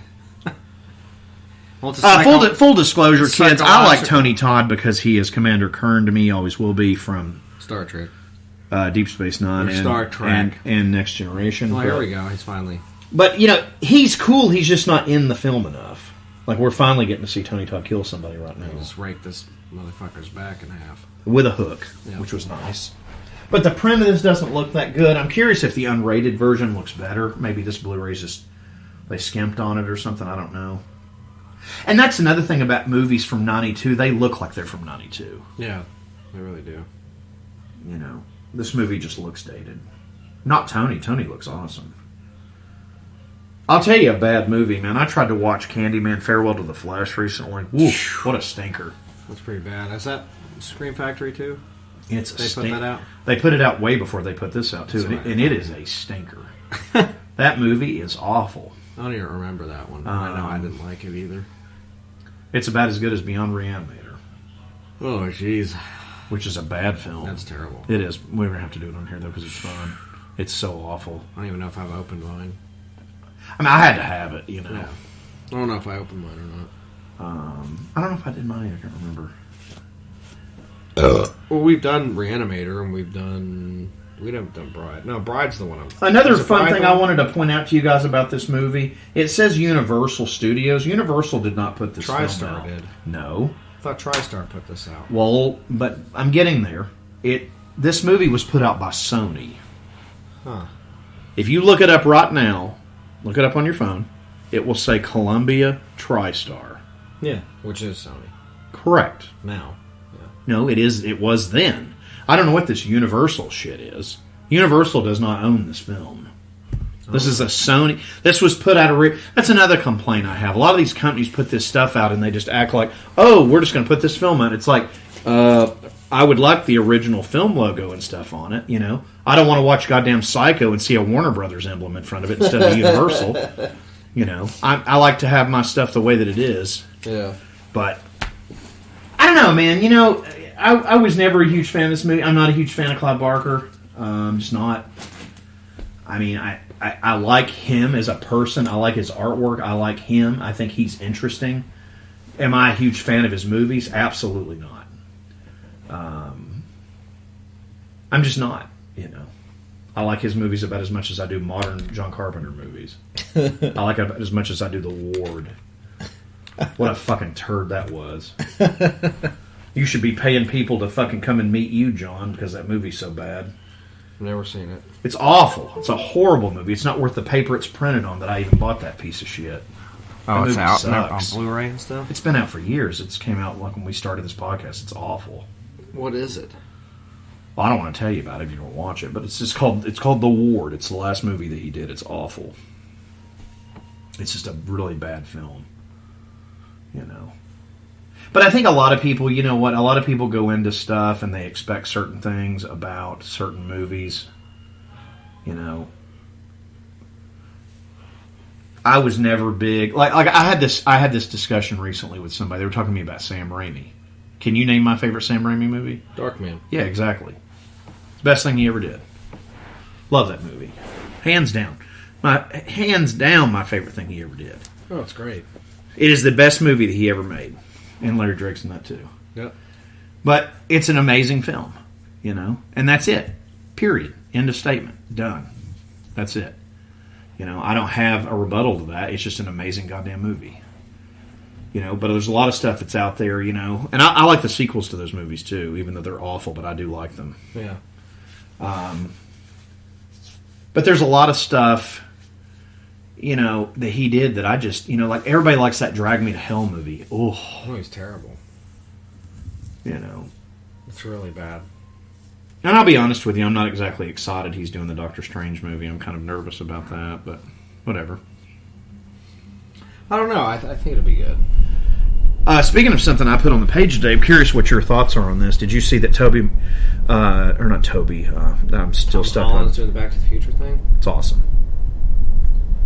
I don't know if they're doing like a reboot of it or they're making a new thing in the universe. Like, what are they doing with that? They're not saying, but I'm telling you, I think that's good casting. I could see him. No, it's great. I don't have a problem with it at all. I like Tom Holland. I like him a lot. I actually think he's a good actor. I think that'll be cool. They don't need to make it a new thing with like the same things. Like they either need to make it. I don't know. I mean, money has it. They're probably rebooting it, which means there's going to be a new Doc Brown. There's going to be a new. I don't like that. Oh, I mean, I'm going to be honest with you. I don't either, but I'll go watch it. No, I think that's weird as fuck. It is weird, but if they said it, you know, those two characters are way too iconic to like.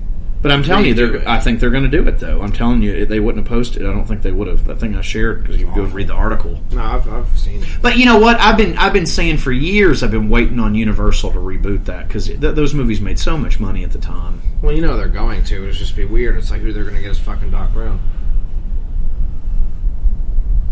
I mean, honestly, they could put Christopher Lloyd back in it. And he's pretty much looks the same. It ain't going to be him, though. I, you know, if I was going to bet who they would put in it,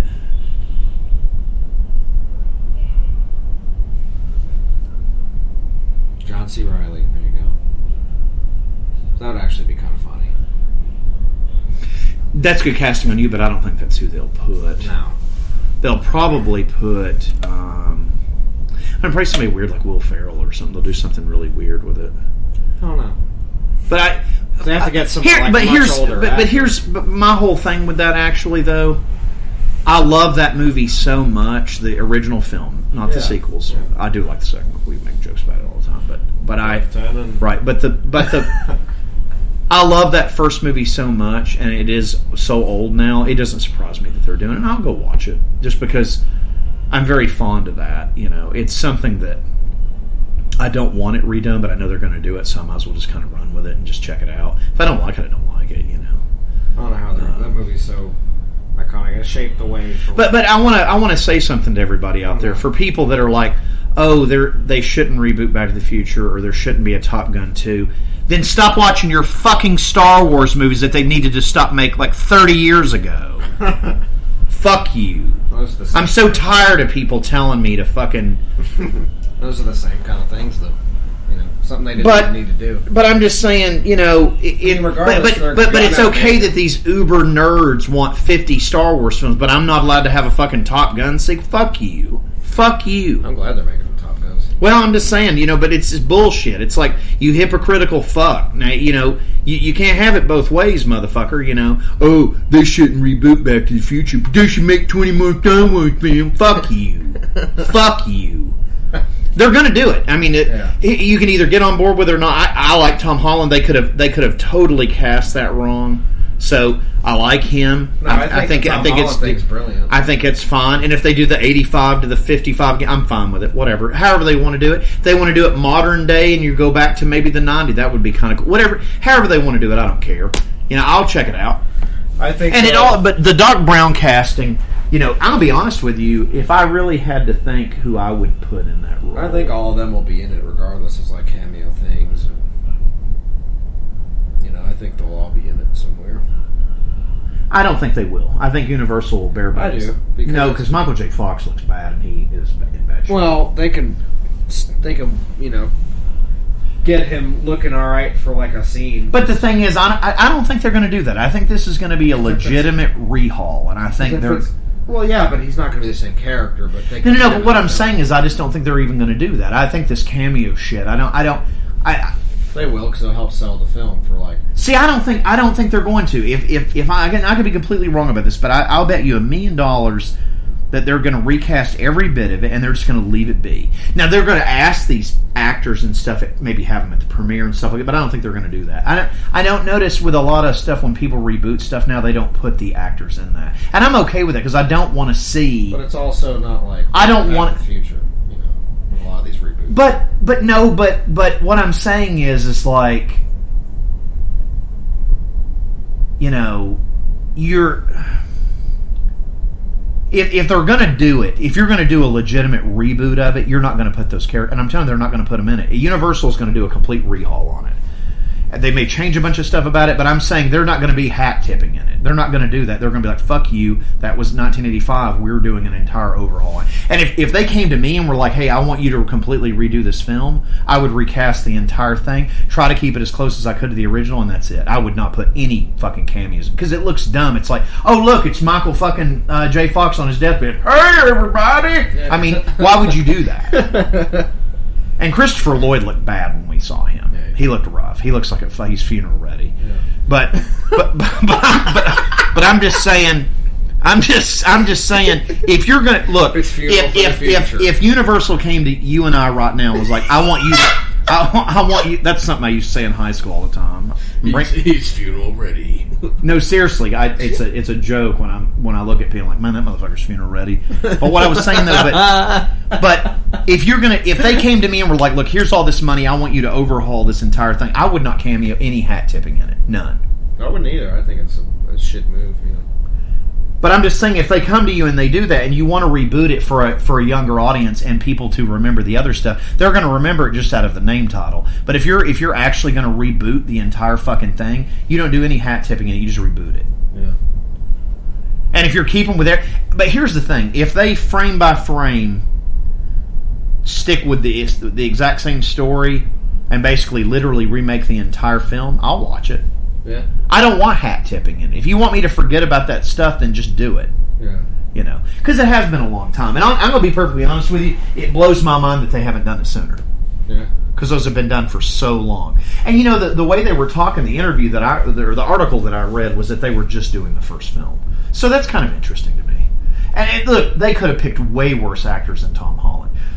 If I had my druthers, now if I could make the film, I will cast it for you right now. If I had made the film,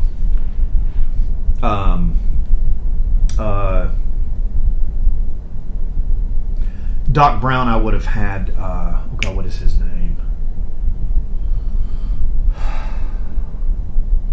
What is his fucking name?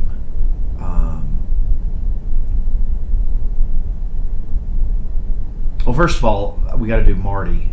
Marty, I would have had. God, what is his? I'm trying to think of his name. I'm really bad about doing this. The kid that was in Baywatch. Zac Efron. Zac Efron's who I would have play Marty. Jennifer, I would just find some young, hot looking, teenage looking girl. I know Efron's not that young anymore, but I would still put him in it. Yeah. I still think he's young enough to pull it off. But let's just stick with Tom Holland's fine. But Brown, casting Dr. Brown, I think is easier than people think it would be. So I get somebody older. I mean, hell, if you put fucking gray hair in it, Bill Hader could do it. You could really have anybody do it. That'd be a little goofier, though. But I'm just saying, you probably don't realize this, but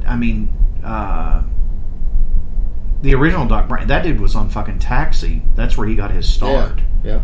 He was a comedian, so it doesn't really. You would have to have somebody with comedic sense to actually do it. Yeah. And a lot of the people, I was thinking Ted Danson, but he's probably too old to even play that now. But I mean, a lot of the actors that I like, but as long as they had good comedy sense, you could put anybody with Tom Holland and make a good film. You know, it would have been a really good Doc Brown. What? Fucking Robin Williams. As Doc Brown, that would have been hilarious. See, a toned down version. He was too old. If they had redone not maybe now, in the 90s or something, yeah, it's like just for him to do it would have been funny.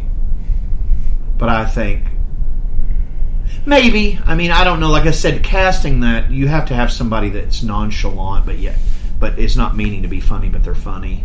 Yeah. But I don't know. If you recasting something like that is that iconic is definitely hard to do. That's what I'm saying. They have to really do it. But like I said, it also doesn't surprise me that they're doing it. It doesn't surprise me even remotely that they're doing it, because that was a very, very, very, very popular That's why I film think franchise. The good casting thing, like I can totally see John C. Reilly doing it, and it would actually be good. Like I think it'd be funny. No, they need somebody like him. They need somebody that's serious, but that has comedy. I don't know that they're going to cast him. That's and he's pretty good older, on your part. I don't know. I don't know. I'm not sure how or what they would do with that. I'm not really sure exactly how they would do any of that or how they would go about doing it. That's another thing. This movie never made any goddamn sense to me. It still doesn't. It's just a fucking mess. Yeah, this movie's very weird. It's like any Clive Barker movie, you never really know what the fuck's going on. I don't know. I never felt like this movie. I don't know, man. And I think a lot of people that like this movie have never watched this movie. They just think Candyman looks cool. He does. I was no. He does, but it's the character I love. But it's the not actual movie he's in. I'm not really big into. I love the Candyman. They might as well just character. make her Candyman because she's in the film the whole fucking time. I love the Candyman character, but he's barely in the movie. He shows up every now and then. And it's mostly like finding Candyman, and then now she can kind of call on Candyman for stuff. But I think if you recast, she's just in like this fucking Chicago ghetto the whole time. Or if you remake movies, but see, this is something I don't understand. Again, there's all these people that are probably mad about the Back to the Future thing. They get mad when they remake whatever, but yet they want 30 Star Wars films. That's fucking hypocritical as fuck.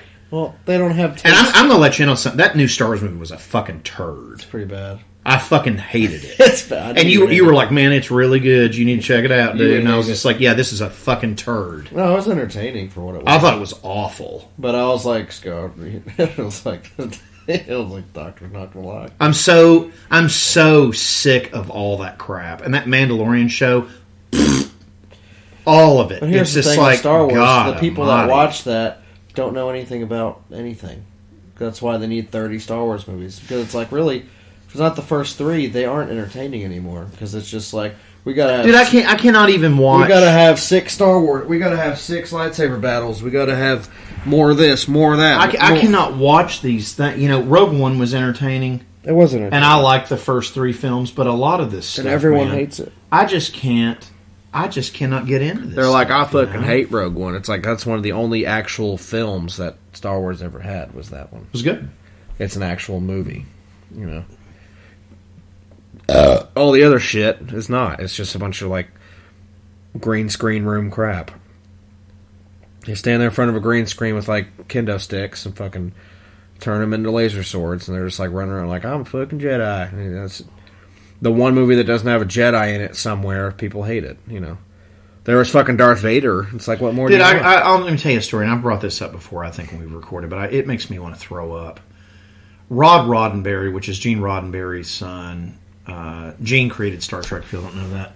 Anyway, so he makes this movie, even though he's like, I always like fucking Star Wars.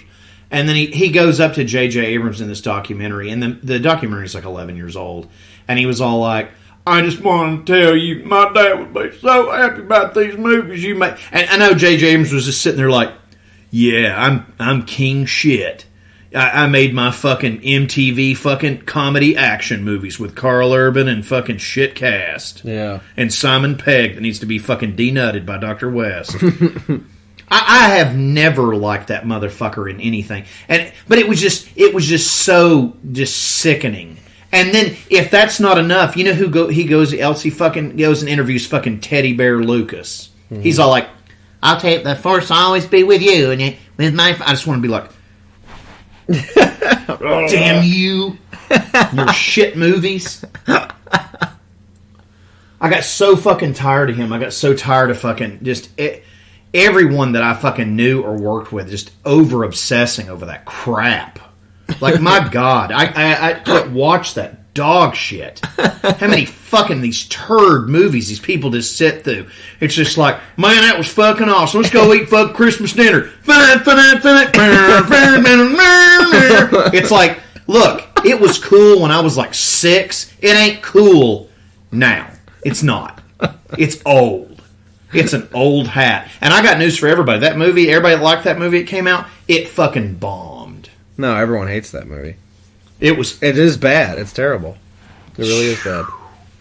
All of them were bad. I think it was entertaining. They're just fucking bad. They're just fucking horrible. It's just like, it's just fucking pathetic. It was like, entertaining, but it was like literally, if I had to really be negative about it and actually be a real Star Wars fan and just bitch about it, then it was just, obviously it was a terrible movie. But I was like, whatever. I thought it was... that's just like last year. It didn't make me walk out because at this point, I don't even care. Like that fucking Endgame turd. God, I can't watch that movie. Everybody put your power suits on. We're the Power Rangers. Yeah, it's just fucking stupid. I mean, I'm sorry. Like, and I don't know what planet some of these people are living on where they're just like, man, that fucking Jedi butt crack was fucking awesome, man. Fuck Captain Marvel fucking sucked. It's like, whatever, man. It's like, whatever, man. People are fucking clueless. But you can't teach people taste, and you can't teach people creativity, and you can't teach people certain things. But, as far as I'm concerned, the Star Wars thing, it's just beating a dead horse at this point. It's like, just leave it alone. Yeah, and they're like... No, now, the next one, we're going to do them old Republic. They're going to put them old Republic characters in it. They're going to have Yoda's daddy in it. It's just like, will you just leave it alone, please? Well, it makes way too much money for them to not make it. But it's just sickening to me at this point. It's like, will you leave it the fuck alone? Man, I'm going to tell you, there's a guy at this fucking comic book store talking to me. He's like, man, they're going to do that goddamn Nazi old Republic. It's just like, listen, asshole. I don't know anything about that, and I don't want to. I don't fucking care about your fucking man, bullshit. You ever heard of Darth Vader and the Old Republic? Dude, it's like Dark Reznavich is going to be in that, and he's mean. It's just like, I don't fucking care. I don't care about your fucking shitty Star Wars mythos. Shove it up your fucking ass. Like, I don't know what everybody's obsession is with watching that crap. And here's another 2 cents too. Kevin Smith, you need to stop making movies, buddy. Your new movie fucking sucks. Oh, that Jay and Silent Bill. Yeah, you need to fucking hang it up, Jack. You need to hang it up. The whole movie was supposed to be a fake reboot of Jay and Silent Bob Strike Back, and it was. They redid the whole It's not movie. funny, and it's not entertaining, and it's not worth the time. I want the time back that I wasted watching that piece of shit. But I just don't know what people are watching nowadays. It's just like, and here's somebody else that I just am puzzled by this. I'm so sick of of every time this guy puts a fucking movie out, everybody fucking just jacks off about it. And all he is a fucking Stanley Kubrick fucking wannabe. And that's fucking Christopher Nolan. I'm so sick of him every fucking time he puts some fucking movie out. And it's always like this. It's a new mind fuck, and it's like it's a mind fuck. You don't know where anything's like. Man, this looks fucking incredible. Inspection 2, everything is Interceptor 3, or whatever that. No, it's like inspecting 3. It's like everything is actually upside down, but you gotta be awake and asleep at the same time. I just don't. Are you awake or are you upside down but asleep? Sick of just these movies that come out, and it's just so fucking. It's like, man, did you get my fucking pill script, man? Let's fucking just steal that new Christopher Nolan movie. Who cares about any of that crap? It's like we're just gonna pass budget. That Interstellar movie and that Dunkirk movie, I fell asleep during both those turds. I haven't seen any of those. Oh, they're awful. Was Dunkirk the last year's like dick sucker movie where everyone's it's a few years old. It's like Dunkirk's movie of the year. That was that 1920. It's like that guy that directed Skyfall, the worst Bond movie ever fucking made. Sam Mendes, yeah, a piece of shit. He's just like, I'm glad me movie came to over here to them states that we rule over in England. Got number 1920 movie. number 1920. It was all shot with one camera. Who fucking cares? No one's gonna watch your fucking movie except some fucking asshat that fucking sits at his house. It's like, oh, it says this is real good. Yeah. These are the same people that watch fucking Amazon and Netflix originals movies. Scott, did you watch? No, I did not watch that. Why in God's name would I ever come home, A, and have Netflix, B, watch anything on Netflix, C, watch any of their crap original content, which is nothing but fucking their shitty original movies and like 400 stand-ups. You love the stand-ups, though, Vincent. You do. The truth is, I literally could choke you and fucking wheelchair fucker out for how many times I had to sit through. It's like, Jimmy, TK, live at the Spectrum. I was at the club the other night, I farted.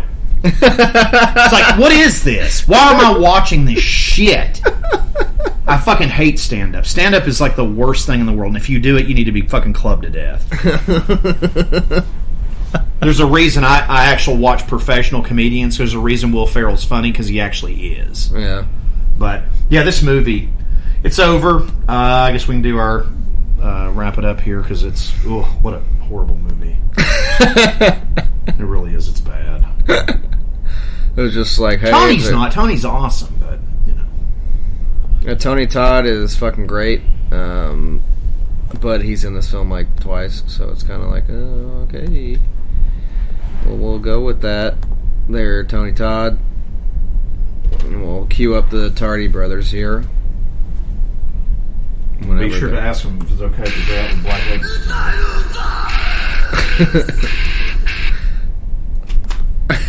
So, final thoughts. I think we know the doctor's final thoughts. I just, man, I like him a lot. I think Tony Todd is fucking awesome. But that movie's really just not that good. You know what? If this was an actual slasher, it would have been a great movie. If it was just him killing people with that hook the whole time. But the thing is it's not. No. And I think people... And that proves it. I think people want to remember that. Like, oh, yeah, it is. Yes, it is. But it's really not. Now, Tony Todd himself, like the Candyman himself even, isn't even like a slasher, really. He kind of does what he wants, He's a serial killer. Doesn't make him a slasher, Right. And it's more of just, I think, people... And it's a supernatural film, because he's just like, hey, come fucking kill this boss dude, lawyer fucking asshole. And then it's like, alright, say my name 5 times. But it's not my type of thing. I mean, I'm glad I own it, because I really do love Tony Todd, and I don't mind giving him some money, but I just, Yeah, the character is great.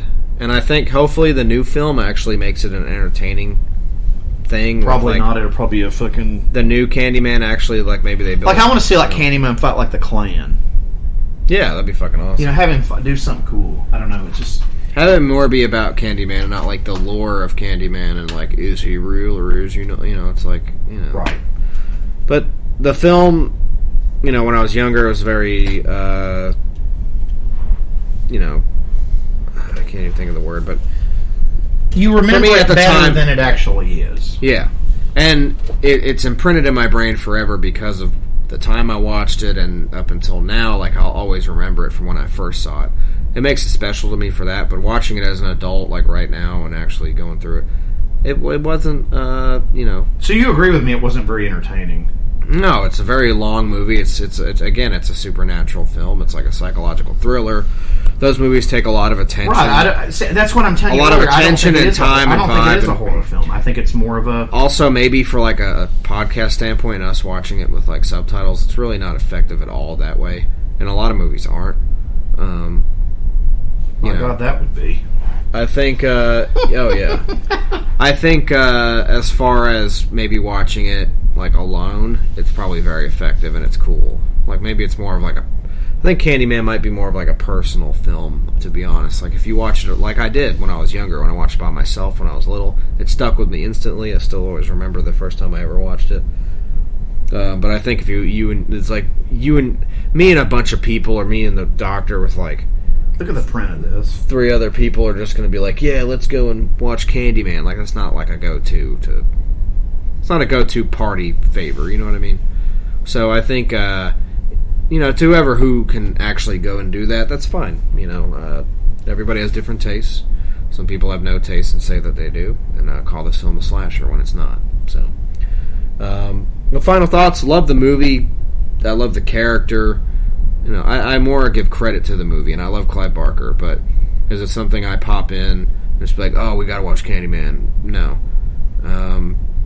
But it is a very essential movie, and for a lot of reasons, and I love Tony Todd, so really, I just give all the credit to him. Glad he did the film. Virginia Madsen's great in the film.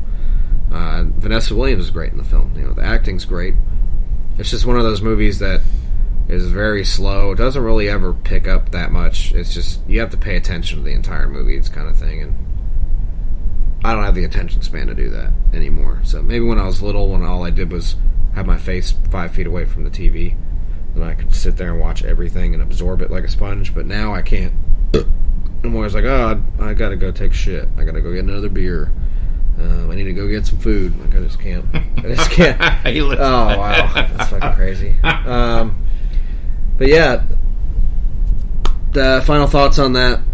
Anything else, Doctor, before we wrap this up? I love Tony Todd. I love him as Captain Kern. I love him as he's cool as Candyman. But the thing with that is, it's like, it's just not a very good film to me. And I'm sorry, Bloody Disgusting, it's not a slasher. It really is not. No. You are dead wrong on that. And honestly, if you think anything, if anyone out there thinks anything that Clive Barker did is a slasher, it's not. It's most of his stuff is psychological stuff. Because Hellraiser stuff, there's one point of view. You could watch the very first Hellraiser film, and you could ask yourself, you could say, did any of that even happen? Yeah. So, not really my genre, not really my field. My field is slashers. His is European splatter films, so Italian splatter, or if you prefer. Giallo. But for me, is it worth getting if you like it? But I'm going to tell you what, it's a slow burn, and it's not really something I honestly may sell it. It's not really that great. Yeah. It's kind of stupid, but... Yeah, but Tony Todd rules, that's about it. Tony Todd does rule. Wish he was in it more, and it was actually... And that's the only reason that we gave it to Derrick from Sepultura, our guest, who had a great time talking to. He's a fucking awesome dude. Go see Sepultura. They are on their North American tour here. Probably about the time we get this out, so enjoy. And check out Quadra, their new record, Sepultura. It's out now, Nuclear Blast. Yep, we do track by track of the new album. First part of the interview, we were having some technical difficulties. I apologize for that, but enjoy anyway. Interview is great, and Derrick's cool as fuck. Sepultura's cool as fuck. Go out and see them. And as always, we have our new website now. You can go to cultofphantasm.com for all the interviews. We have show reviews on there now. There's a lot of stuff up and coming. Be Godless Heathens, all kinds of shit. So just stay tuned on there, Facebook, all that bullshit.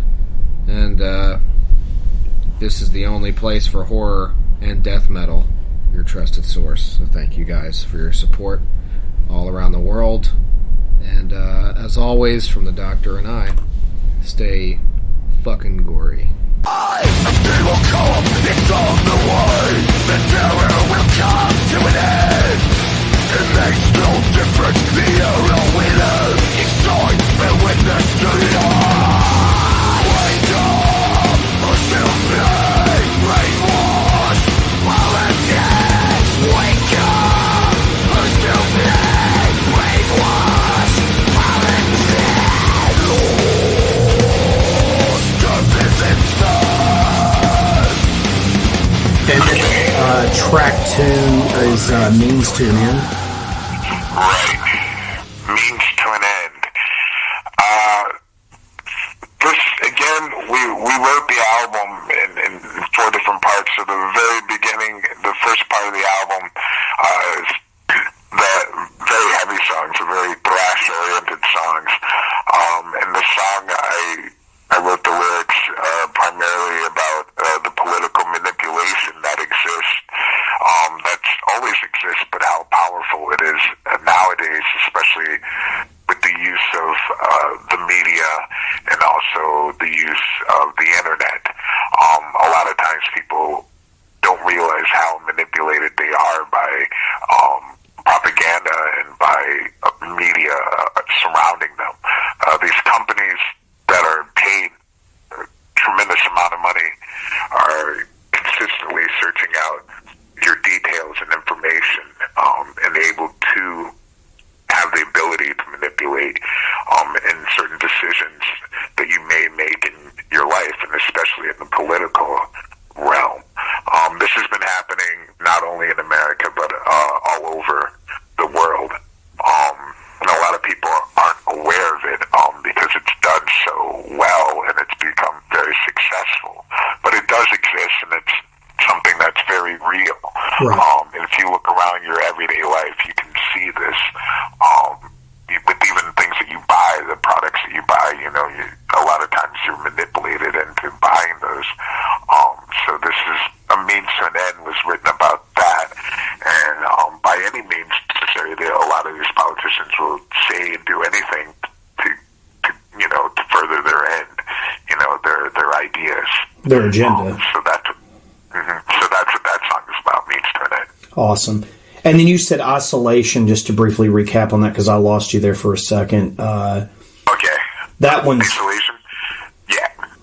Isolation is a song that I wanted to write about the American justice system, the prison system actually, and how ineffective and dysfunctional that it's been for many years, and to really question it, and to really go deep on what is the ultimate goal. Is it to only punish or rehabilitate? And to actual solitary confinement was something that I felt that was very inhumane and ineffective. And so this is definitely extremely important song, considering the fact that America, a first world country, has most of its people in prison more than any other place in the world. You're right about that. I was actually I got arrested for the first time in my life in August of 2018. I was in there for a month. I felt like I was in there for 3 years. So, right, pretty terrifying stuff. So that's awesome. You touched on that. Yeah, it was, and I don't feel rehabilitated at all. It was just insane. Right. Track 3, Last Time. Mm-hmm. Last time, I haven't lived in the U.S. for almost 20 years. I've been living in Sao Paulo, Brazil, for most of that time. And when I came back to the U.S., I wasn't aware of how much of an epidemic of addiction was for opiates and for pharmaceutical drugs. So this was something very new to me, and very sad. And so many, not only drug addictions, but addictions in many ways, a very addictive society that we live in. And so I wanted to write a song, even my own addictions, I really wanted to write about that in a song. And so I know a lot of times people have always said this, and I've said this, this is my last time, this is my end. Right. The song is about, it's pretty much about that, and not being afraid to talk about it, but everybody has their own addictions, and really, in order to conquer those, you have to be true to yourself, and most of the time, all the time, in order to conquer addiction, you have to come to that realization. Nobody else is going to do that for you. So that's what that song is about. It's a killer. That's really cool. I'm loving this already. What the album's about, it's great. And then Capital Enslavement, track 4. Yes. So we have a coin with like a Roman type symbol of Caesar, but it's a skull, and that coin in money, a monetary unit, is something that each person, no matter what color or race or religion, abide by. Money is something that's enslaved us all, and we accept that. It's something that we've all accepted everywhere in the world, no matter who we are. And since we do accept that, we are bound to it. So there's not much you can do without it, for survival, for shelter, for food, even in death, paying, for funerals, that's passed on to somebody else, and sure. Somebody's always having to pay. And so this is something, it's a type of enslavement that we agree to, that we're born into. And it's just really questioning that, it's like, it's a concept.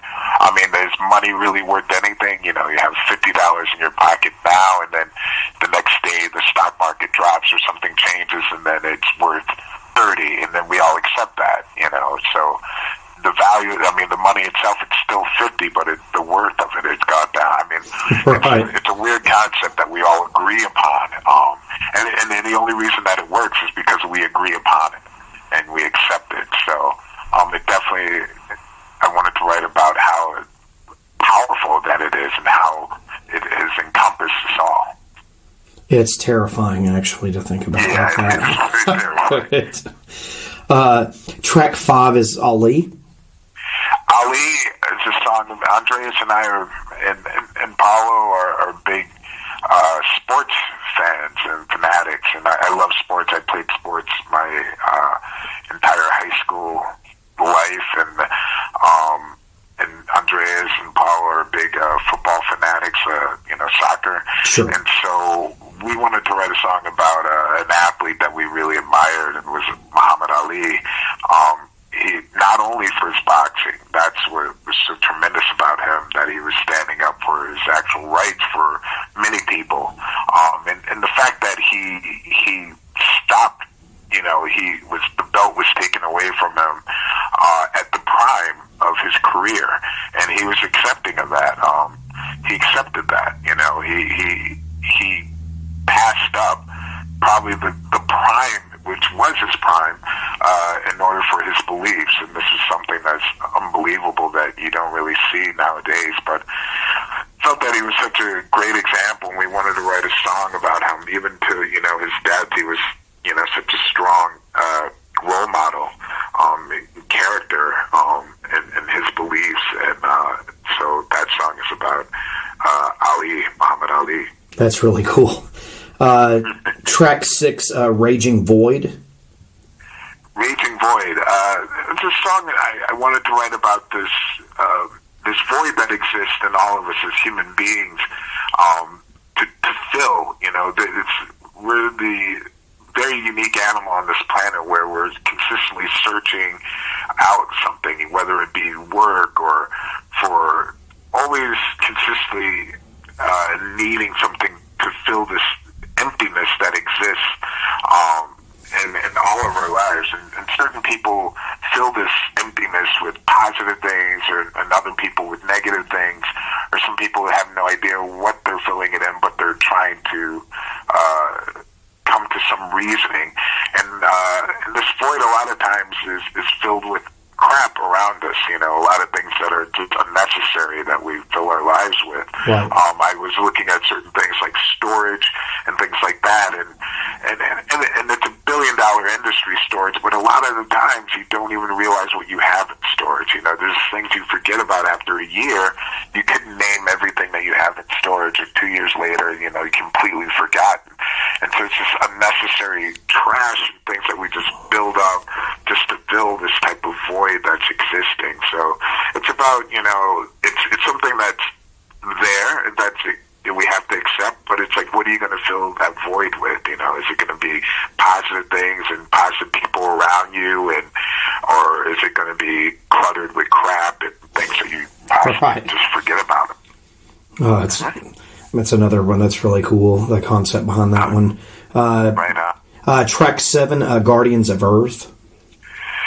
Guardians of Earth was something that was really relevant, I think, for everyone, especially dealing with the Amazon and the Indians that are living there, the natives that are living there. I wrote that song actually for them, and feeling that they are the guardians of Earth, the guardians of preservation.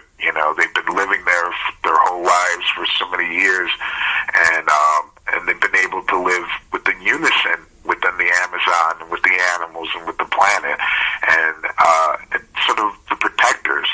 And now with this new political direction in Brazil and happening within South America as well, a lot of them are being killed in order for certain farmers to move in and to raise cattle that are being shipped to the U.S. and also to Europe for our own needs.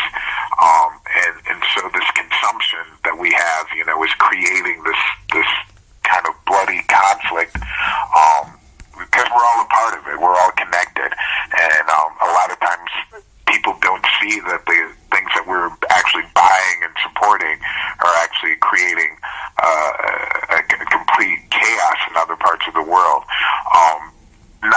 It's not only our fault, but it also has to do with the political direction of these countries as well. And it's up to, I think, everyone to come up for a solution. The farmers need to make money. There's a larger population growth.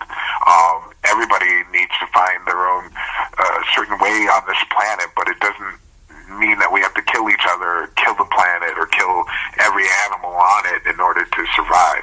Right. There's other solutions that we can come up with, and it's something that we have to really acknowledge. So Guardians of the Earth was written for the Indians, for their voice to be heard, their truth, in order to preserve the future for this planet.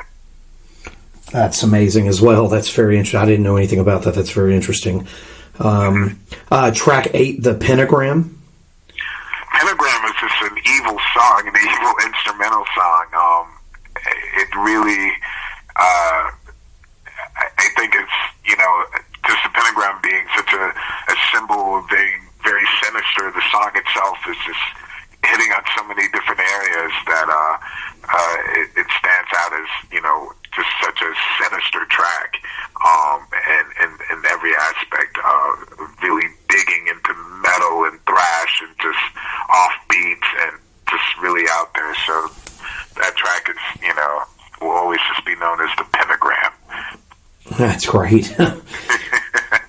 And then track 9, I'm going to try to pronounce this. Is it just Autumn? Yeah, Autumn. And it's kind of like, it's Latin, and it's kind of like seizing the day. It really wanted to have like a song that's very positive about the elements of just like, the time is so important right now. There's really nothing you can do to change your past, what's happened already in the past, and you can't really tell the future. So it's really important to focus on what's in front of us right now, because time is so limited and short. And it's something that you can actually have control of what's happening today, this hour. Like you're in this moment. And that's how we felt, being on stage. It's a moment, it's a special moment that we're connecting with people who are there. When you're a fan and in the audience and watching a show, it's always that moment as well. And just to live, I think it's important for people to realize that, those moments are probably the most important, what you're dealing with from day to day, there's a lot of things you just can't really go back to, and obviously you can't go back to, but It's an amazing philosophical view on that. I love that. And then track 10, Quadra, the title track. Right. Quadra is a song that Andreas is writing with the 4 acoustic guitars, and Quadra itself is Portuguese, which means it's a playing field, and within that playing field you have certain rules, and it's a metaphor for life. Quadra, each person is born in their own quadra, and there's certain laws that we abide by that we're born into. You know, it's a consequence of being born in certain quadra, and you abide by them. But you know, in the end, you have to respect. You know, it's important to respect people born in a different quadras, because a lot of times, you know, you don't have a decision. Nobody has a decision where they're born, you know, and what parents they're born to, and what laws are taught to them. You know, a lot of times people are consequences of being in the quadra. So it's understanding that and really being able to have that respect and communication with other people from different areas. So Quadra is primarily about that. Again, I love everything behind this record. It just builds it even better for me. It's amazing. It's great. We really thought so much about it, and you know, we had a lot of time to write it. So this really, I think, you know, expanded, you know, the ideas and every aspect of the album. Well, it's an absolute pleasure doing this. Track 11, Agony of Defeat. Yeah, Agony of Defeat is dealing with depression. It's a big problem that we face in society, and especially now more than ever. You see so many creative people committing suicide, and young kids committing suicide, you know, in the first world, you know, in the U.S., and I find it mind-blowing when they have so many opportunities and more so than other places in the world, but yet this still exists as a serious problem, and being able to deal with this depression is something very important, being able to talk about it, and so I wanted to write about that as well. My mother suffered from it, and it seems that it's just been growing more than ever. So it's really something that we have to explore as a society. Of like, are we creating this type of depression, or you know, what can be done to help you know, those people who are suffering from it? And so I wanted to write a song about that. You know, maybe people can relate to that and reach out for help. Absolutely. That's brilliant subject matter for the record as well, and just in general, just social commentary. It's amazing. And then the last track, Fear, Pain, and Suffering. Fear, pain, chaos, suffering. And this song I wanted to write about refugees that are searching for safety, you know, from the place of birth. You know, again, they didn't have a choice of where they're born, but they're born in these certain places that there's war going on and complete conflict, and impossible to raise a family, and let alone we share so many similarities with these people who are refugees, and at the same time we casting them out. It's bizarre, especially being from the U.S. and having this place built by refugees, and everyone pretty much a refugee living here, right. So determined to keep everyone out, and actually having people that just came here who are actually agreeing with the fact of keeping everyone out. There has to be a solution to this problem, because it's not ending. It's actually getting worse. B, we have to find a reason why they're leaving their place and what can be done where they don't have to leave their home. Most of the time, they don't want to leave their home. You know, they want to be able to live in their place of where they're from without this conflict going on, without being killed. But at the same time, it's about empathy and having to be able to relate to some of these people, because not that long ago we were all refugees here as well, some of us, and so it's really important to find better solutions for these people who want the exact same things that we want, you know. Right. It's an incredible album. I can't get over just everything that you mentioned about every song. There's so much going on this record, and I think it's brilliant. You want to talk real quick about the production on the record, if you don't mind? Yeah, sure. Well, like I said, we took a lot of time in writing this. We started in early February with the idea, the concept, and I moved to Los Angeles, and the other guys are in Brazil, based in Brazil. Andreas Kisser and Eloy Casagrande, they were writing the ideas of the songs and sending them to me, and I was working on lyrics in LA and the idea for choruses and verses. And I came back to Brazil to do demos. It really matched up, the ideas that I had, just because I felt that we had been playing so long together, touring and recording in the past, that we have a really good understanding for each other. And so a lot of things just really fit into place. And we all decided that we really wanted to work with Jens Bogren, a Swedish producer, again, for this album, because we worked with him on Machine Messiah. Right. And it was such an incredible writing process, and it worked very well, and the collaboration, we felt very comfortable, but we really wanted to extend that, and so we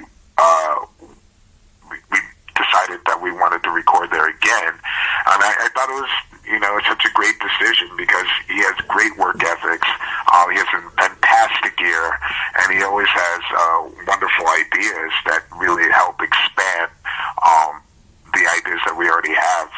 And so, I thought it was the perfect decision to go back there and to really, I felt that we had more work to do there. And again, we're very focused.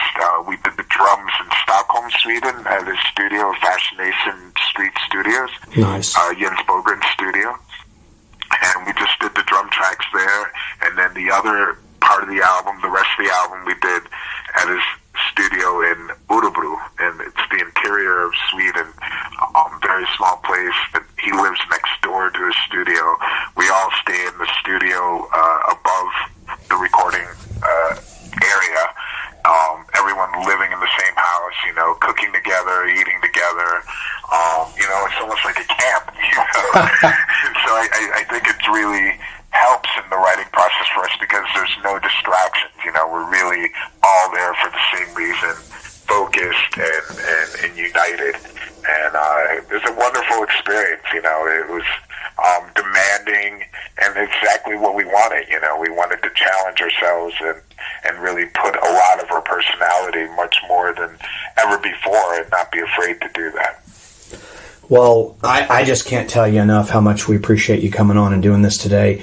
It's a pleasure, man. The explanation of the songs is amazing, and I hope maybe I can do a recap with you in Atlanta when I come down to the show. Yeah, that would be great. I'm looking forward to Atlanta, and the show at the Masquerade. The tour is going to be great. A lot of very good bands, and I'm very happy to share the stage with Sacred Reich, Crowbar, Artist Shock. It's going to be a lot of fun. It's a great bill, and like I said, but I would love to catch up with you again if it's all right on tour, and okay, let's do it. Meet up with you again. And this is, like I said, this has been an absolute pleasure.